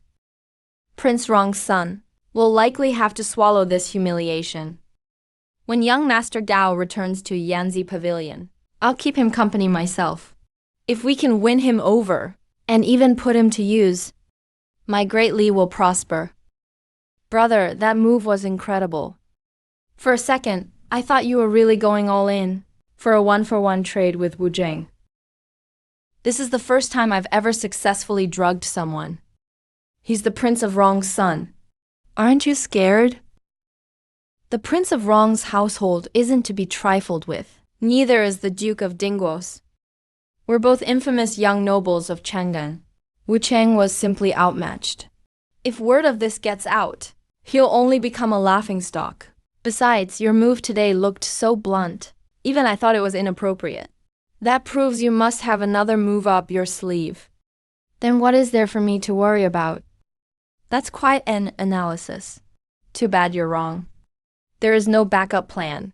Besides, you were the one who drugged him. What does it have to do with me? If Prince Rong comes after us, and the sky falls, my dear brother will hold it up first. Brother, you can't do this to me. If father finds out, even if he doesn't beat me to death, I'll at least end up crippled.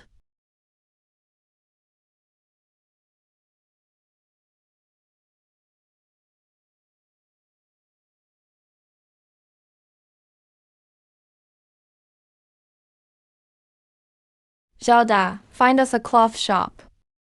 We didn't spend a penny at Rouge Pavilion today. Let's buy some fine silk to take home. Yes, sir.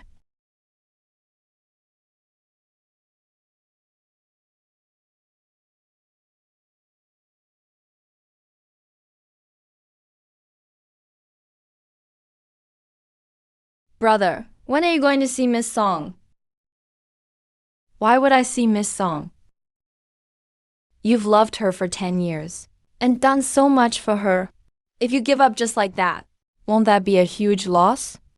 Besides, His Majesty values you greatly now, and you've earned so many merits. Even if Miss Song is proud, she still consider you first. Consider me first? Why should I want her to consider me first? Just as you said. His Majesty values me now. And I'm the eldest son of the foremost duke's family. Why should I cling to this one tree? After you recited that King Ping melody, did you see the looks in those girls' eyes at Rouge Pavilion? I saw them perfectly. They were all worshipping you. They looked ready to eat you alive. I'm not exaggerating. Even without exploiting loopholes in the law. Just with the lines about cloud-like clothes and flower-like beauty, and spring wind brushing the railing over rich dew, you could get free services anywhere, even without relying on your talent. With this membership card, getting things for free would be no problem. So why would I still seek out Song Chinking? Young master, brother does have a point. But I still think you've given so much. And if you give up now, it would be a terrible loss. Chang Wen, you're still young. Love runs too deep. You can't handle it. Just based on what you said, you already have the makings of a simp. What's a simp? You know the big yellow dog at home? What does it do whenever you return? It rushes over and licks my hand. Ecstatic to see me, when you're in a good mood. How do you treat it? I rub its head and play with it for a while. Sometimes I toss it a bone or two and play around with it. What if you're in a bad mood, but it still rushes over to lick you? I'd probably kick it. Is that what a simp is? That's not all. If that dog is hurt by your attitude and stops getting close to you, you only need to toss it a bone or two, and it'll soon come running back. Over and over again. Everything depends on its master's mood. After hearing all this, and learning what a simp is, what do you think? Brother, I suddenly feel being a simp might be pretty fun. Brother, I just thought of another question. If simping for one person makes you a dog, what if I simp for 10 or 100 people? Would I still be a simp? Shopkeeper. Yes, sir? I'm Ki, the owner of Silk Pavilion. What kind of fabric are you looking for? I hear Zhao produces a fabric called Zhao gauze. Could you bring some out for me to see? You've come to the right place, young master. In all of Chang'an, Silk Pavilion may be the only shop with any Zhao gauze left. Zhao gauze is fine and white. One touch tells you it's top quality fabric. Only Zhao's weaving techniques can produce cloth this delicate. But our remaining Zhao gauze is all in storage. Please wait a moment, young master. Thank you, shopkeeper Qi.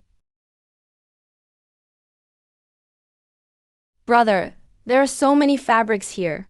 Why are you set on Zhao gauze? Although Zhao gauze is soft and comfortable to wear, shipping it all the way from Zhao to Chang'an makes it extremely expensive. In terms of value for money, it's really not very good. You've impressed me today. I didn't know you understood value for money. What kind of thing is that to say, brother? I'm just not very smart. That doesn't mean I'm an idiot. Zhao borders the Great Qian, but the two are thousands of miles apart.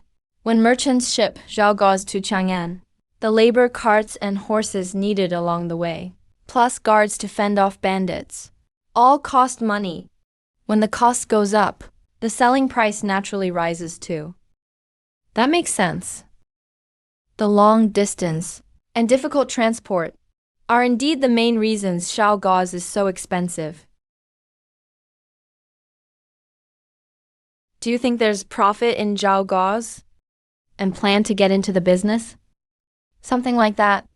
But as for the details, I won't know until I've seen the gauze. Why did you just smile? I have a feeling a lot of people are going to die. Just my imagination. It has to be.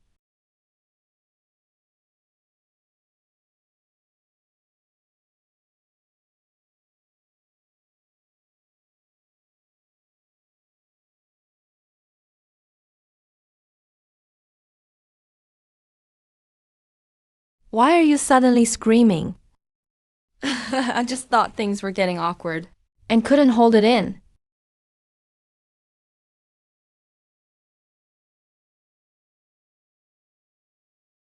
You two young masters, you really must be fated to meet. I never expected to run into you at Silk Pavilion. Are you here to buy fabric too? What a coincidence. Usually, after visiting Rouge Pavilion, we go straight home and rest for a few days. Today is our first time at Silk Pavilion, and we run into you right away. Rouge Pavilion? You went to a brothel? What are those looks for? We're spoiled young nobles. If we don't visit brothels, what else would we do? Rush to the front lines and die in battle?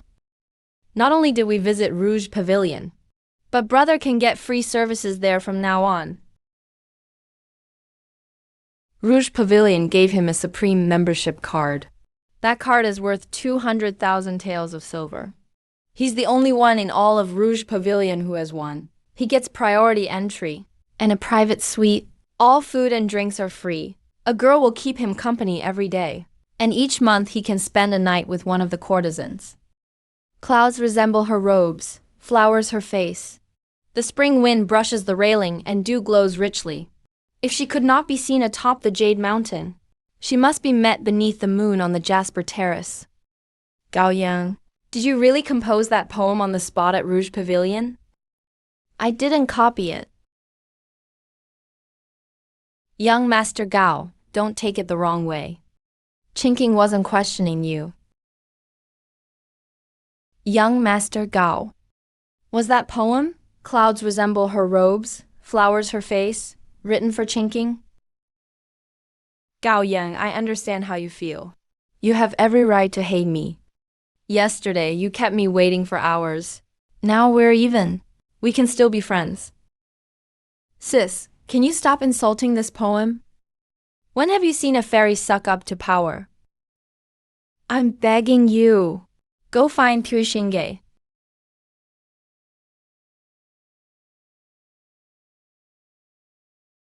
Gao Yang, what do you mean, insult? What do you mean, suck up to power?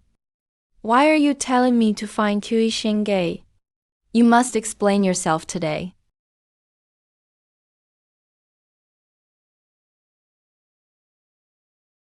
Young Master Gao, this is the Zhao silk you wish to see. But as you know, sir, Zhao is far away, and its weaving is highly advanced, so it's quite expensive. Only Zhao can make this silk. Of course, Zhao silk is a major source of Zhao's wealth. Its key weaving methods are closely guarded. How much for a bolt of Xiao silk? 10 taels. Zhao Da, pay him.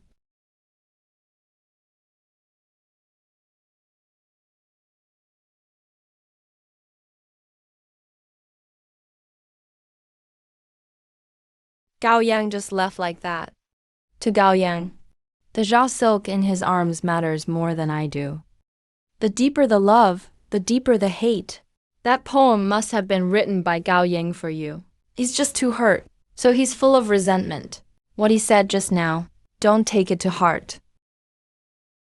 Really? Clouds dream of robes, flowers dream of beauty. He really wrote it for me? If that's true, why did he humiliate me like that? Of course it's true. When Gao Yang comes begging me someday, I'll make him taste what I felt today. No, I'll make Gao Yang suffer tenfold, 100-fold. Brother, the way you ignored Song Chinking just now was so cool. But Song Chinking is really strange. He came to break off the engagement himself. Yet now he acts like he cares about you. Cares? She's just upset about losing her lapdog. If the Duke of Dingguo's estate were crushed by Prince Rong, and His Majesty punished me, or even threw me into the imperial prison, she'd only be glad she called off the engagement in time. After people split up, few truly want the other to do well. The worse you're doing, the more they'll think they made the right choice. If you become successful, they'll feel unbalanced instead, and may even regret it. Brother, my head hurts. Could it be a cold? It's scorching today. It shouldn't be that. It's not a cold. After hearing you say that, I feel like my brain is growing a brain. Forget it. Women only slow my sword draw. Only brothels are forever. Brother, why don't you head home first? It's not often I get out. I've still got something important to do.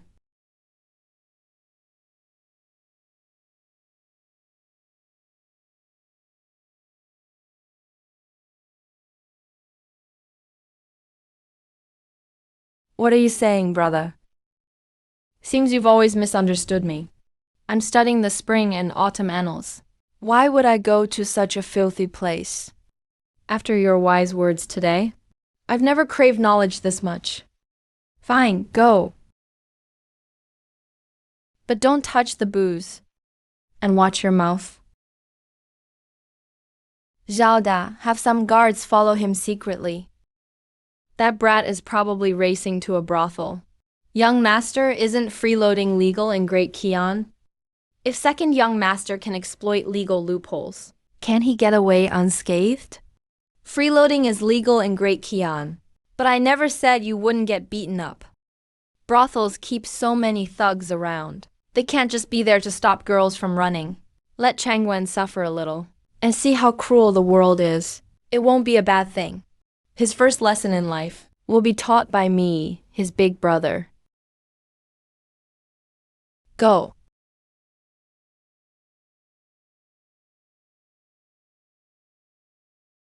Clouds envy her gowns, flowers her face. Spring breeze graces her rail, dew shines bright. If not seen atop Jade Mountain, she'd be met beneath Yao Terrace's moon. Did Gao Yang really write this poem? Without a doubt. Every guest at Rouge Pavilion saw it. It's spreading through Chang'an like wildfire. But today Gao Yang also publicly schemed against Wu Cheng, Prince Rong's son. Gao Yang not only kicked young Lord Wu in the groin.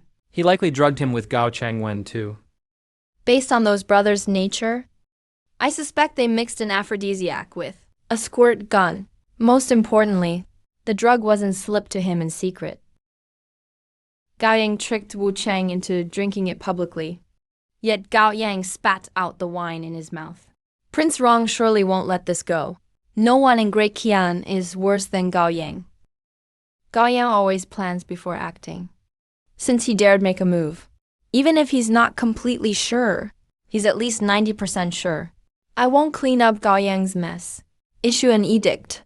At court tomorrow, have Gao Yang enter the palace with Minister Gao. Yes, Your Majesty. I've heard Gao Yang has long loved the Song family's eldest daughter. But 10 days ago, she personally broke off their engagement. Your Majesty, that's true. They say Lord Gao has loved Miss Song for years, always coming when she calls, and leaving when she dismisses him. This poem was likely also written by Lord Gao for Miss Song. It praises Miss Song's fairy-like beauty. He comes when Miss Song calls and leaves when she dismisses him. Yet before me, he's more calculating than anyone. This poem is no good. Burn it.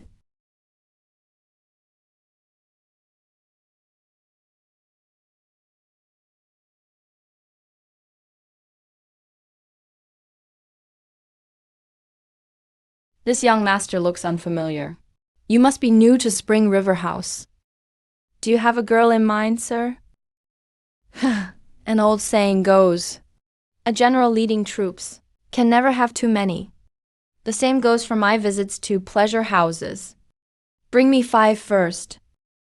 Sir, make it 10. Money's no issue for me. Girls, hurry and serve this big spender.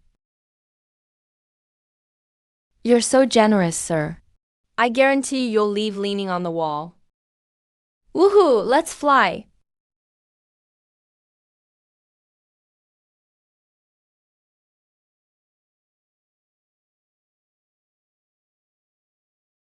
Madam, we've got a big problem. The man upstairs paid with funeral money. He's trying to dine and dash. Funeral money? The nerve! You dare fool me, Qiu Nian. Tell me. How do you want to die? Madam, that's not right. Isn't this money? You think you can fool me with stuff for the dead? Do you take me for an idiot? I did freeload, but what can you do about it? If you don't like it, call the authorities. Today I'll explain Great Qian law to you. First, the girls all consented, so it's not rape. Second, funeral money doesn't resemble Great Qian currency, so it won't cause a currency trust crisis. Therefore, it's not counterfeiting. As for fraud, that's a bit more complicated. Let me think it over and explain it slowly. Looks like he's a seasoned legal expert. But who said I planned to call the authorities? Not calling the authorities?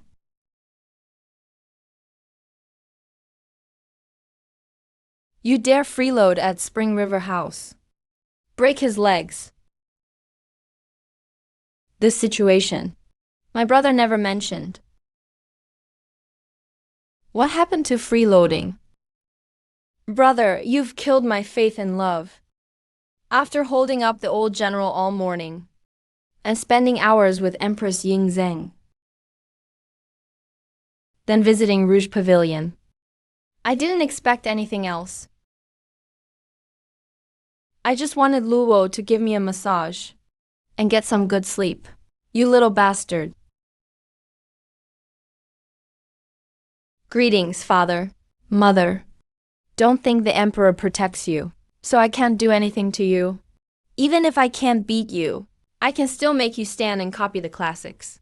The silver I gave you. How much was left after Rouge Pavilion? I didn't spend any money at Rouge Pavilion. I only bought a bolt of cloth at Brocade House. It cost 10 taels of silver. Just one bolt of cloth. Cost 10 taels? What a wasteful extravagance. This is Zhao gauze made in Zhao. It's light and thin, and very comfortable to wear. I bought it especially for Mother. Mother works day and night for this family. Yet most of her clothes are old.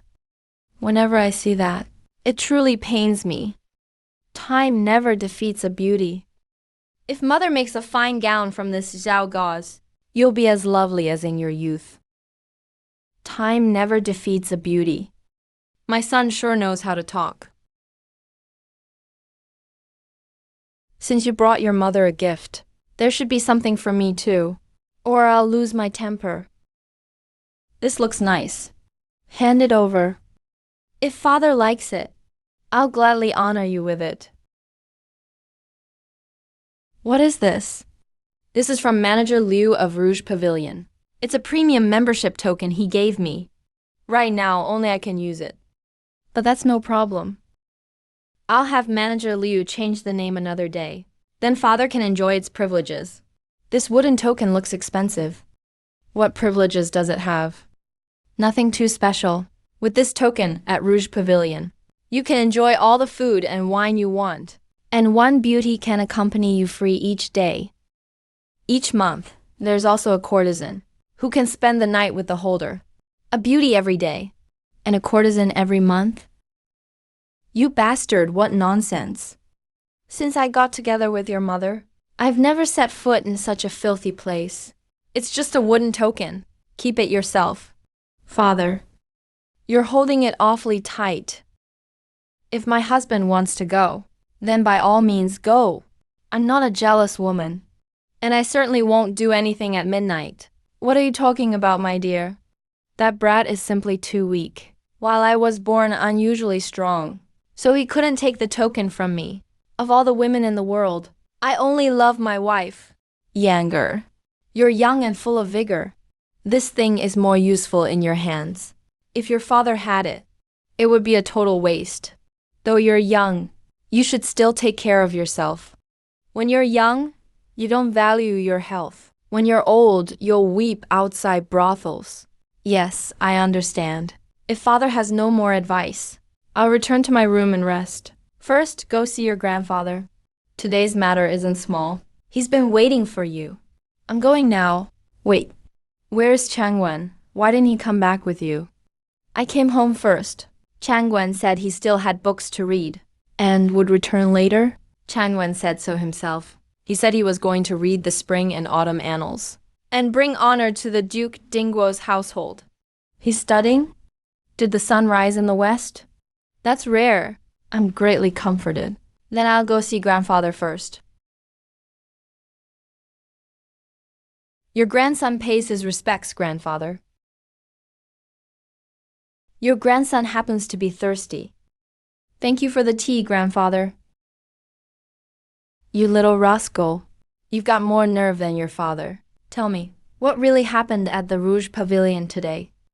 You went to a brothel, but instead of enjoying the courtesan queen, you drugged the son of Prince Rong? You don't know the whole story, grandfather. What happened today is really hard to explain. I brought plenty of silver and planned to spend the night, but His Majesty personally came to the Rouge Pavilion. He even asked me about the feudal reduction plan.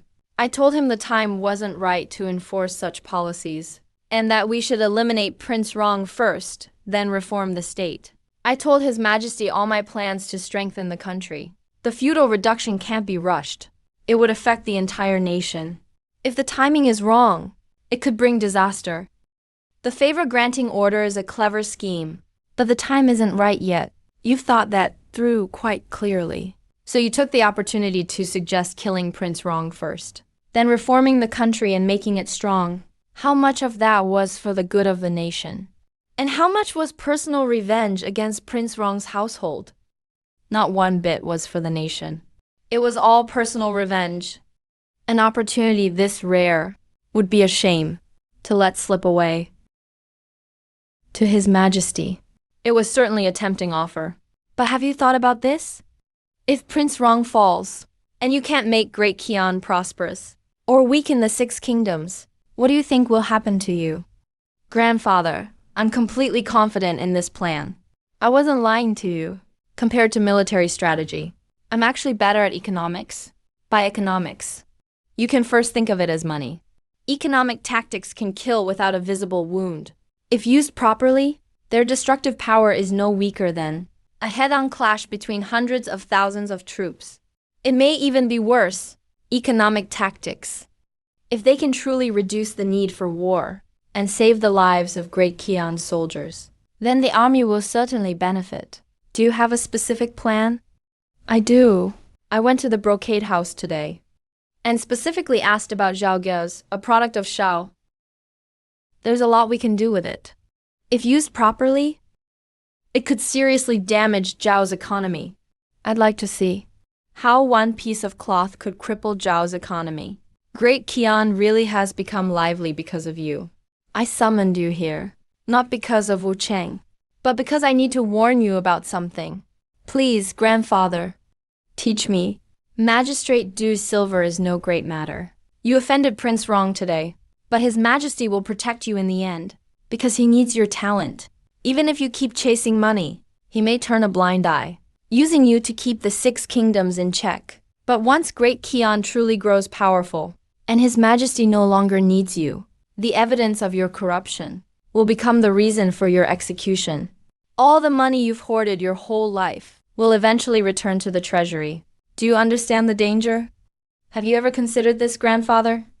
If I weren't greedy or lustful, and had no other weaknesses, a minister with no weaknesses, who kept offering ruthless schemes, how could His Majesty ever feel safe with me? How could he ever truly give me power? People like that are usually the ones who die horribly. So your greed and lust are all just an act? And the investigation into your hidden silver was also staged so His Majesty would see it and think you could be controlled. What do you think, grandfather? Not exactly. Greed and lust really are in my nature, but I did deliberately show them to His Majesty. I joined the revenue department because it paid so well. First, once Great Qian becomes powerful, I'll follow the middle path and show some leniency. As long as the Seven Kingdoms remain balanced, I'll still have. In all my years, I've seen every kind of situation. Even when you suggested throwing Ran Yi's corpse into the enemy camp, I never lost my composure. Just tell me how to strengthen the country and protect yourself. Second, win over the Empress. Conquer the Empress? As long as you can win her heart and become her husband in all but name, you won't need to worry about being discarded once your usefulness ends. You might even become the eldest son of the Gao family someday. Compared to the first two plans, the third isn't just bold. It's downright outrageous. To be honest, grandfather, I'm also quite skilled at swaying public opinion. Get out, say another word like that, and I'll break your legs.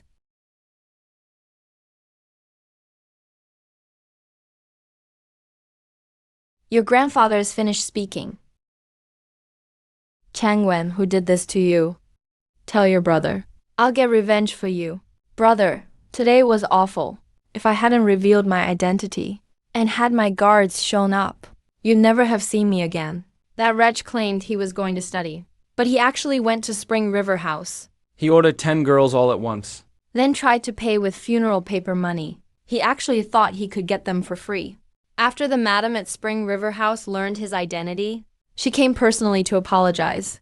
I managed to suppress the matter, but he nearly ruined the Duke of Dingguo's reputation. Cheng Wen, you've really disappointed me. I specifically warned you not to go to a brothel. Not only did you go, you ordered 10 girls at once. How can I defend you after this? I only heard you say that Great Qian's laws left room for getting services without paying. I got carried away and indulged myself for once. Who knew the madam would play dirty? She didn't even report it to the authorities. You wretch! How dare you keep talking nonsense? It's getting late. You have to wait outside the palace gates tomorrow. Go back to your room and get some rest. Yes. Now get back to your room and stay grounded. All the information the young master could find on Zhao is here.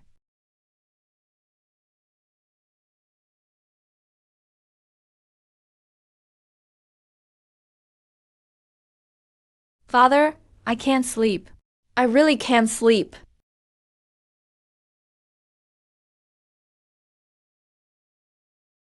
The Duke of Dingguo's household has gone too far.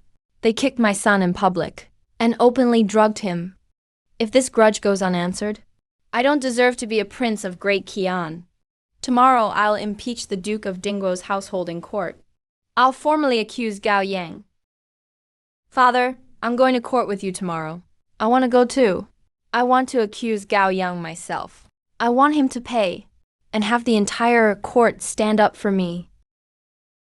Very well. But look at the state you're in. Can you really hold out tomorrow? As long as Gao Yang is sent to prison, it'll all be worth it. All the guests saw what happened. It happened in front of everyone. I want to see how he explains himself. Oh no, that awful feeling is back.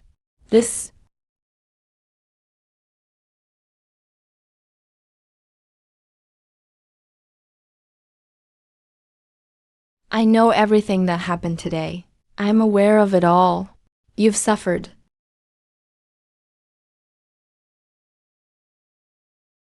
Prince Rong's household won't let you suffer for nothing.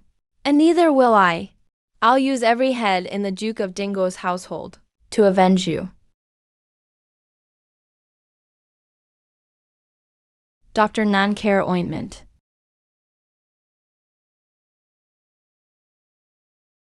Rise. My esteemed ministers, does anyone have anything to report? Your Majesty, I have something to report. I, Wolong, have a matter to report. Prince Rong, what is it? I impeach Vice Minister of Revenue Gao Yang for defying the law. He not only drugged the Crown Prince of Great Qin in public, he also assaulted the prince. I ask your Majesty to punish him severely. How dare a Vice Minister be so bold? My son is waiting outside the hall. I ask your Majesty to stand up for my son and for the Great Qian royal family. Summon him. Bring the fifth prince into the hall. Yes, your Majesty. Your Majesty, please stand up for me. Regarding Prince Rong's claim, is it true that you were drugged in public? Absolutely. Gao Yang insisted on drinking with me and tricked me into drinking the wine, but he spat his own wine right back out. Gao Yang even kicked me below the belt. I ask your Majesty to punish him severely. Your Majesty, my son is kind and pure by nature. He wouldn't even step on an ant. This must be slander. We have both witnesses and evidence. Lord Gao, you still dare deny it? If Gao Yang is considered kind and pure, then who in this court isn't a saint? Lord Gao, have you lost your mind? Your Majesty, my son Gao Yang is also waiting outside. Why not summon him to face his accuser? I ask your Majesty to clear my son's name. Summon him. Summon Vice Minister of Revenue Gao Yang. Your subject Gao Yang greets your Majesty. Prince Rong accuses you of disrespecting the royal family. He also claims you drugged the heir of Great Qian in public and assaulted the heir before the court. Is this true? Your Majesty, half of that is true and half is not. I did disrespect the royal family because in my heart, Your Majesty, the Great Qian royal family deserves our respect, not empty words spoken for others to hear. And the second half?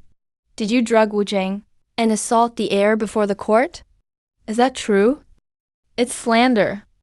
Your Majesty, I am the one who has been wronged. Today I humbly ask Your Majesty to stand up for me and give me justice. You drugged me, the heir, and now you claim to be the victim. There are witnesses and evidence at Rouge Pavilion. You still dare lie to Your Majesty and all the officials?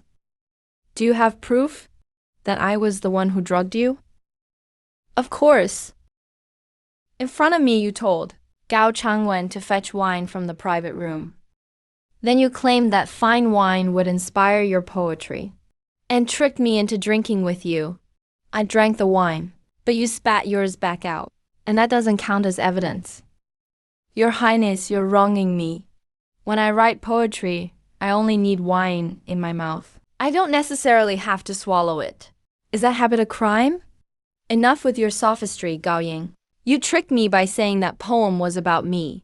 But what you wrote was clearly, clouds recall her robes, flowers recall her face, spring breeze brushes the rail, dew glows thick. Are you saying that poem was written for me? Yesterday, your Highness left in such a hurry that I forgot to tell you the poem's title. It is called Kingping Melody. I wrote it after the fifth prince recalled a beauty from his past. In that case, how could this poem have nothing to do with your Highness? Besides, setting the facts aside, what's wrong with writing this poem for your Highness? The prince has a face like carved jade and carries himself with grace. The image of your Highness in my heart is that of a woman more beautiful than a fairy. What crime is that?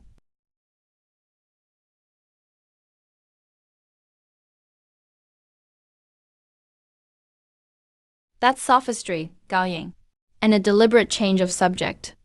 No matter how sharp your tongue is, it can't hide your motive for drugging Chenger. Now, confess everything. Since you once rendered service to Great Qin, your Majesty may go easy on you. Since Prince Rong wants evidence, I'll give him evidence. The fifth prince keeps insisting that I drugged him. Then, before your Majesty and all the officials, I'll ask the prince a few questions. What exactly were the effects of the drug you took? Which witnesses saw its effects firsthand? And who ultimately detoxed you? Your Highness, answer all of this truthfully. I humbly ask your Majesty to issue an order, bringing in the Ministry of Justice and the Supreme Court, to investigate every witness at Rouge Pavilion, determine what drug was used, and find out who removed the poison. I ask your Majesty to make the full truth public and clear my name. Under heaven's clear light, beneath the bright sun and moon, black cannot become white, and white cannot become black. I believe the truth will ultimately come to light.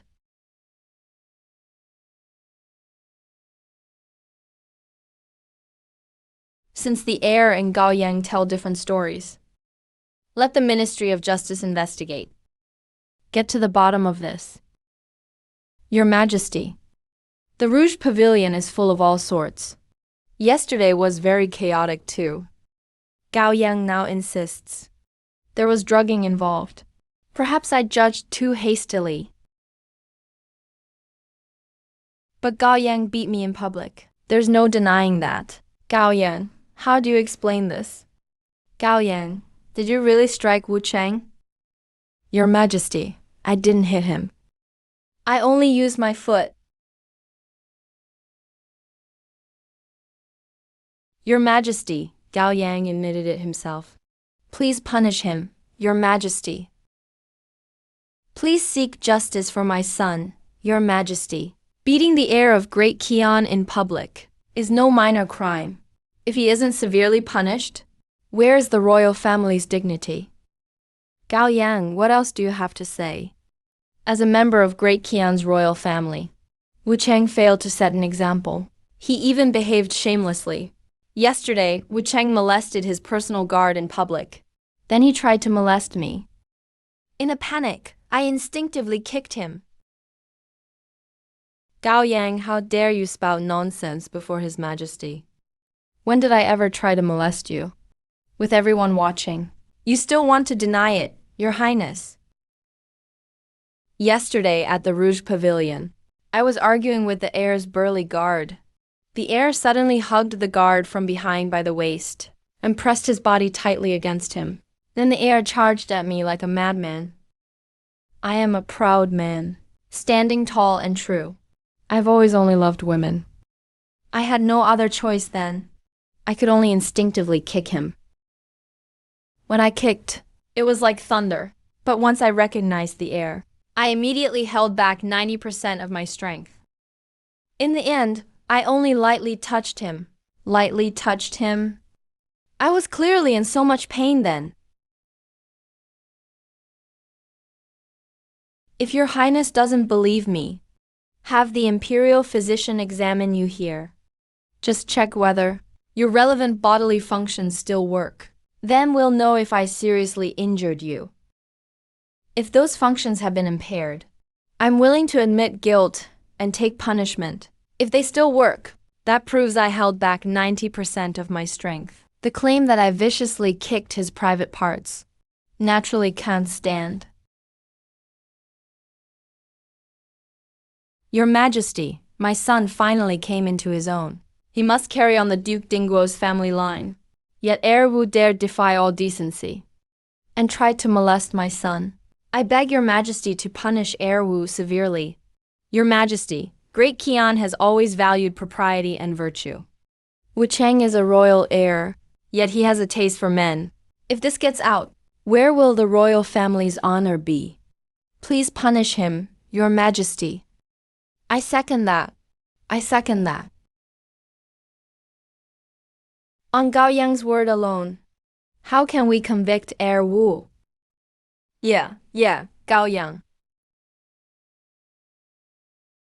A challenge aimed at Gao Yang was dissolved by Gao Yang in just a few words. Such a gifted son. Should have been the Song family's son-in-law. Your Majesty, I have more to say. What else do you have to say? Though the truth is now clear, my innocence has not been restored. All strategists value their reputation. As a strategist, I'm no exception. Besides, I was born kind-hearted and always act openly and honestly. Yet now I am accused of drugging someone. I demand 1,000 taels of silver from Heir Wu for emotional damages. Please judge fairly, Your Majesty. Gao Yang, don't push it too far.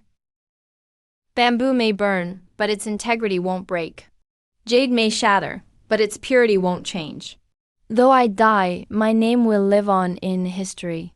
If Your Highness refuses to accept this, I again ask the Ministry of Justice to intervene and thoroughly investigate yesterday's events, then reveal the whole truth to the world. Bamboo may burn, but its purity won't change. Though I die, my name will live on in history. Your Majesty, Lord Gao, can say such words. It shows his heart is righteous. His schemes are only means to fight his foes.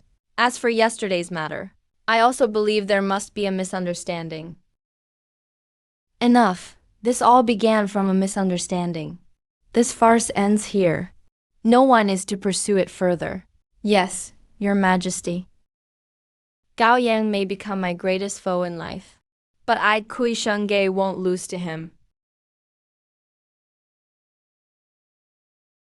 I have one more matter to discuss with you all. Since I took the throne, only Yan and Qi have sent envoys with gifts.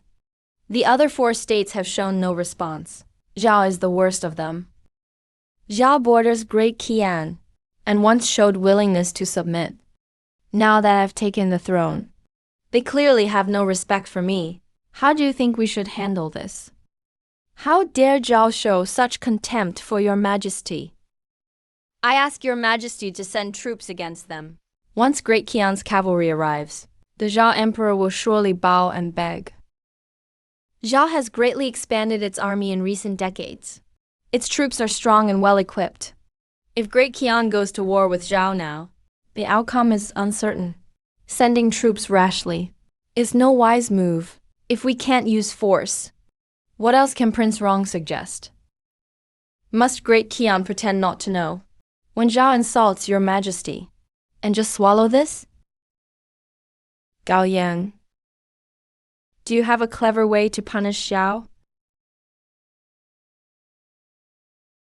Your Majesty, Zhao's army is strong.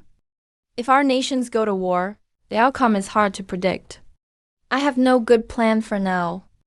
Zhao can be as arrogant as it wants. Great Qian need only stand firm. We should bear with this for now, treat them with kindness, and move Zhao with love. Move them with love? I asked before the whole court. for a specific plan to punish Zhao. Gao Yang isn't out of ideas. He just can't say them here. Gao Yang is right to spare Great Qian's people from war. For Zhao's discourtesy, I won't pursue it for now. I shall treat them with kindness and move Zhao with love. If there's nothing else, court is dismissed. Farewell, Your Majesty. His Majesty and Gao Yang already share such an understanding. You wretch, tell me honestly. In the throne room just now, where exactly were you looking? That was His Majesty. Do you understand? Disrespecting His Majesty is a grave offense. I peeked at His Majesty. How did you know, Father? I've navigated the court for decades. The key skill at court is reading people. What you were looking at could never fool me. You brat, didn't think I'd catch you, did you? Then that means you were peeking at His Majesty too, Father. Otherwise, how would you know I was looking? Or where I was looking? Father, that's disrespectful too. If Mother finds out about this, Luolo told me that the first time you left the city you wanted to look at Lord Shangon's legs in the carriage. That thing you called not letting your eyes wander was just staring so boldly. Not exactly. Last time, I only looked at her legs. What a coincidence, Lord Shangon. His Majesty Gao Yang wishes to see you. Lord Shanguan, may I speak with you privately? Lord Shanguan, as the saying goes, a son's faults are his father's. I've heard my wayward son once shared a carriage with you, Lord Shanguan, and spoke recklessly, with terribly improper words and conduct. May I take a look at Lord Shanguan's legs? Please don't hold it against my wayward son, Lord Shanguan. It's fine. He only wanted to see my legs. I'm not that petty. Send Gao Yang in. Your servant Gao Yang greets Your Majesty. Skip the small talk. You pretended to have no answer in court. Do you already have a clever plan to deal with Zhao? I do have some ideas, but there were too many ears in the throne room. I couldn't say it in public. Please dismiss everyone else, Your Majesty. Everyone in and around the imperial study serves me. Just say it. What I'm about to say is no small matter. Other than Lord Shangguan, please have everyone else leave. All of you leave. I've done as you asked. Now speak. What devious plan have you come up with now? My next plan is too important. It cannot leak to the 6 states, or Great Qian may suffer its backlash. If used properly, this plan requires no troops to defeat Zhao without bloodshed, and it can deal with far more than just Zhao. If this plan is truly as powerful as you claim, I won't skimp on the reward.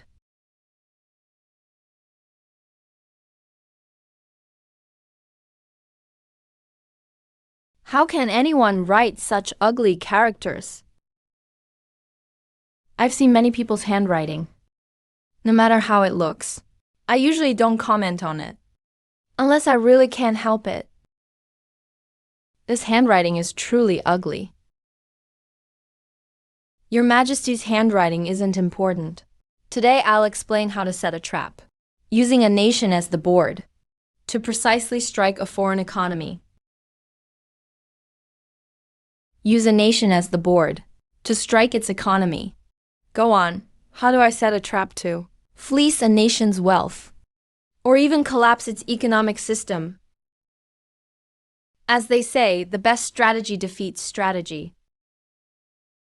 To conquer a nation, relying only on military force, is the worst possible plan. Once an army moves, its daily provisions cost a fortune. When 2 nations clash head-on, their soldiers will suffer heavy casualties. And if a famed general defends a city to the death, the attacker's losses will only grow. In the end, it still drains Great Qian's strength. So I advocate economic warfare. This war sheds no blood, yet kills without bloodshed. Its power rivals 1,000,000 troops. Since Zhao has disrespected Your Majesty and shown signs of rebellion, I'll use Zhao as an example and set a Shunjai Jiuguan trap. The Shunjai Jiuguan trap essentially exploits human weakness. First, give those who enter a small profit to lure them into staying involved. Once they've invested more and more deeply, first offer small gains to keep them investing, then reap the harvest. Let me be more specific. May I ask if Your Majesty knows Zhao gauze? Of course I do. Zhao gauze is a fabric produced in Zhao. They say it's thin and fine. It makes beautiful clothes. Zhao gauze and an economic war. What do they have to do with each other? Your Majesty is mistaken? Food, clothing, shelter, and travel are the people's basics. If we're fighting an economic war, we should start with those basics. Have you ever worn crinkled gauze, Your Majesty? Since I took the throne, I've never worn it. It's quite expensive. I am the ruler of a nation. If I start wearing Zhao gauze, from nobles and royals to common folk, everyone will follow suit. That would mean using Great Qian's silver to feed Zhao's army. Once Zhao's army grows strong, it could turn around and attack Great Qian. Do I look like such a foolish emperor? Zhao gauze ship to Great Qian has a long way to travel. Shipping costs are high, so naturally it costs a lot. Using Great Qian's money to fund an enemy is indeed unwise. But the first step of my plan requires Your Majesty to wear clothes made of Zhao gauze. And in the name of friendship and better ties between our states, you must encourage Great Qian's people to wear Zhao gauze. What? You want me to wear Zhao gauze myself and decree that all Great Qian wear it? That way, Great Qian's demand for Zhao gauze will soar. Its price will rise, and Zhao will make a fortune. Zhao will grow stronger, while Great Qian loses silver. Isn't that a double loss? You said before, to strengthen ourselves, we must weaken our foe. If Great Qian is sanctioning Zhao, why would we hand Zhao money? Your Majesty's thinking would be fine, coming from any citizen of Great Qian. But as Great Qian's emperor, you must see the bigger picture. The bigger picture, it means vision. You are destined to be a great emperor for the ages. Naturally, you must view the whole situation more broadly. Since this is a scheme, we can't just look at the surface. As I said before, the core of this strategy is to give up a small gain first. Only by letting Zhao taste some profit and invest more willingly can we reap the final harvest. You mean, Zhao making silver from Zhao gauze is only a front. That's the small profit you give Zhao. The truly ruthless part is still hidden behind it. I just can't see it yet. Correct. As the ruler of a nation, once Your Majesty wears Zhao gauze himself, all of Great Qian from nobles to commoners will follow suit. If Your Majesty then issues an edict urging people to wear Zhao gauze, market demand will far exceed supply. Zhao gauze prices will rise fast. That creates a huge price gap. Where there's profit, merchants will swarm in. Great Qin merchants will go to Zhao for goods, then ship Zhao gauze back to Great Qin and sell it high. Zhao merchants will also buy up goods at home and travel thousands of miles to Great Qin for huge profits. For anything in this world, when supply exceeds demand, prices fall. When demand exceeds supply, prices rise. When supply and demand are balanced, prices stay fairly stable. Take grain prices in Linjiang City. When Great Qian is at peace and crops are plentiful, grain usually stays at 30 coins per bushel, or even less. But in droughts or floods, when harvests fail and demand exceeds supply, grain prices soar. Grain becomes valuable, so more people naturally farm it. The same goes for Zhao gauze. The first step is to drive up Zhao gauze prices. Let Zhao have the profits first. As Zhao gauze prices keep rising, merchants from Great Qian and Zhao will buy like mad. More and more Zhao gauze will be stockpiled in Zhao. Zhao gauze once had limited demand. Merchants wouldn't risk shipping it thousands of miles to Great Qian. Because demand was stable, too much stock would not sell, leaving no profit at all. But now all of Great Qian wears Zhao gauze. Demand surges, and Zhao gauze prices rise. Current output can't meet demand, leading merchants and Zhao's great clans to capture next year's market, will raise weavers' pay. They will expand mulberry fields and raise more silkworms. They'll compete for workers and land. In Zhao, where people grow mulberries and raise silkworms, commoners will make a fortune too. Who would pass up easy money? Who would be willing to? Since weaving gauze and raising silkworms pay more than farming, who would still tend the fields? What you're really targeting is Zhao's farmland. Correct. If wealthy merchants and great clans want huge profits, they must raise Zhao gauze output and hire weavers in large numbers. When people see weaving gauze pays more than farming, they'll flock to it. Growing mulberries and raising silkworms also pays well.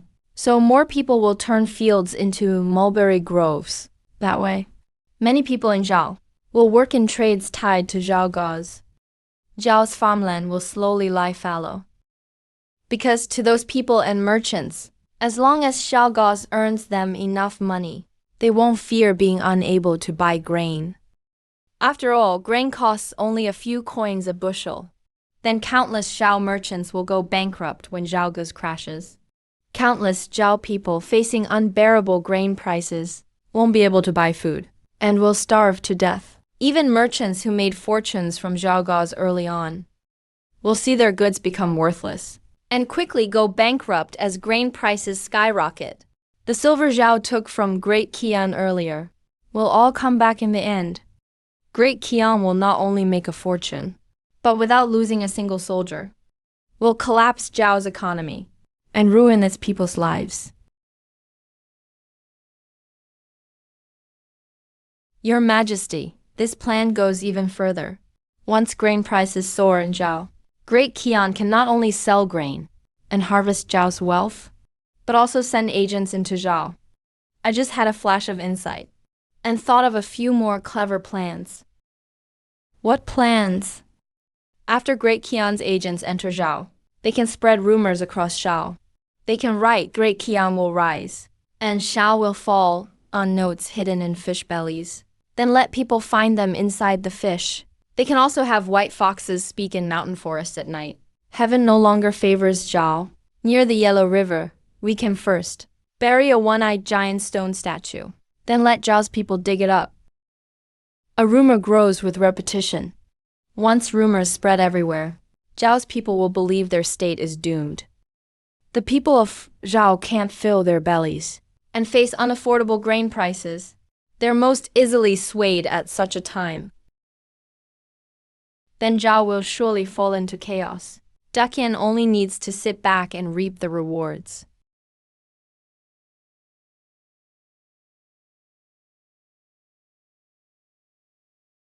This Shunjai grain scheme is the most vicious plot in the world. First, it exploits everyone's greed. It manipulates the entire state of Zhao into joining the game. Then it crashes the price of Zhao grain, drives up food prices, and incites a revolt. Gao Yang, I knew I was right about you.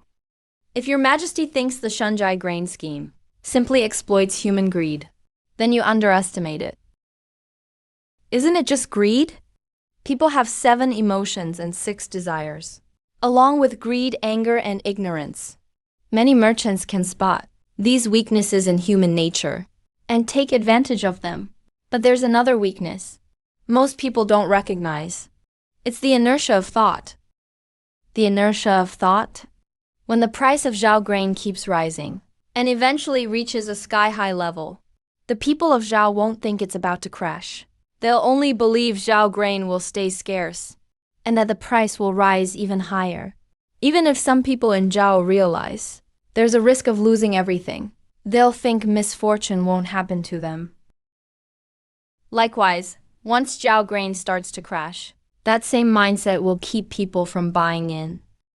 They'll believe the price will keep falling and miss their chance to get out. Once this scheme begins, the people of Zhao will only expect Zhao grain to grow scarcer. There will surely be clear-headed skeptics, but as long as Zhao grain keeps soaring, and everyone around them is making money, even they will start deceiving themselves, and eventually join the crowd. The inertia of thought.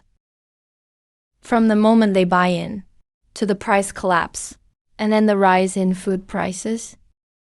The greed, choices, and habits of Zhao's people will all become weapons in Dakian's hands. Starting today, I will put on Zhao grain and begin laying out this plan.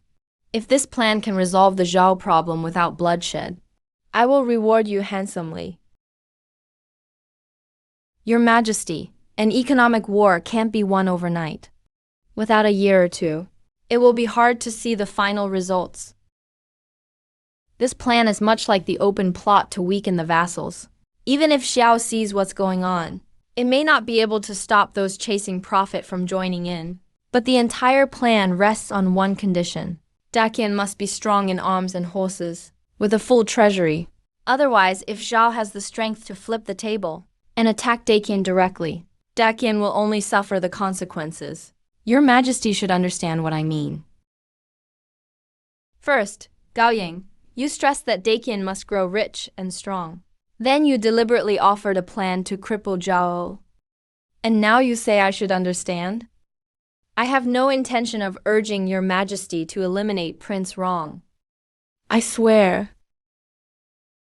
Anyone hearing this would think Prince Rong had dug up the Dingo Duke's ancestral graves.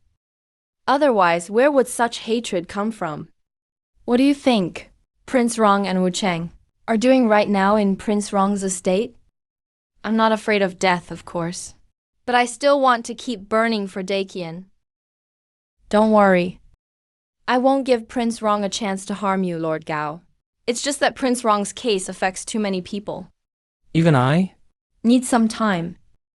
As for the plan to destroy Zhao, I will advance it at the same time. Your Majesty is wise. I'm very pleased with this plan. Lord Gao, you truly are Dakian's most loyal minister. You can use an entire nation as the game board, manipulating prices, merchants, and even the people's livelihoods. This Shanzhai grain scheme must be the pinnacle of vicious plots, right?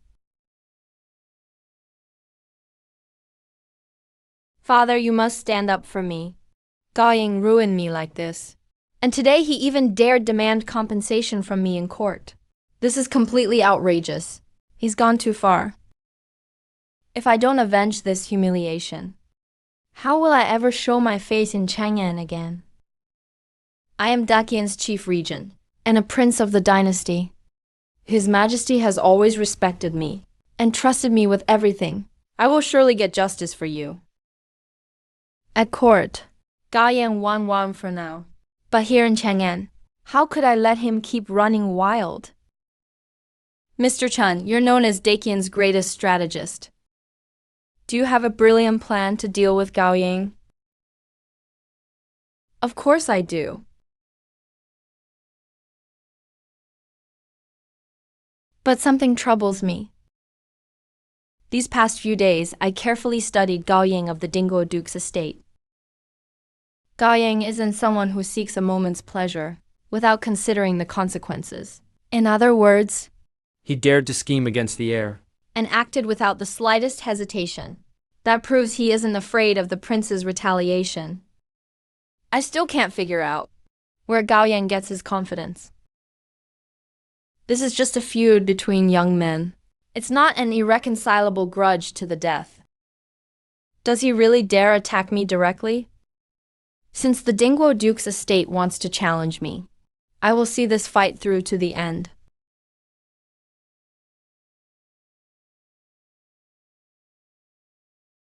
Gao Ying toned down that smile. It's making me uncomfortable. Your Majesty, that was rather hurtful. Not very damaging, but extremely insulting. I must have misjudged Lord Gao's smile. Could there be a scheme even more vicious than the Shanzhai grain plan? That should be impossible, right?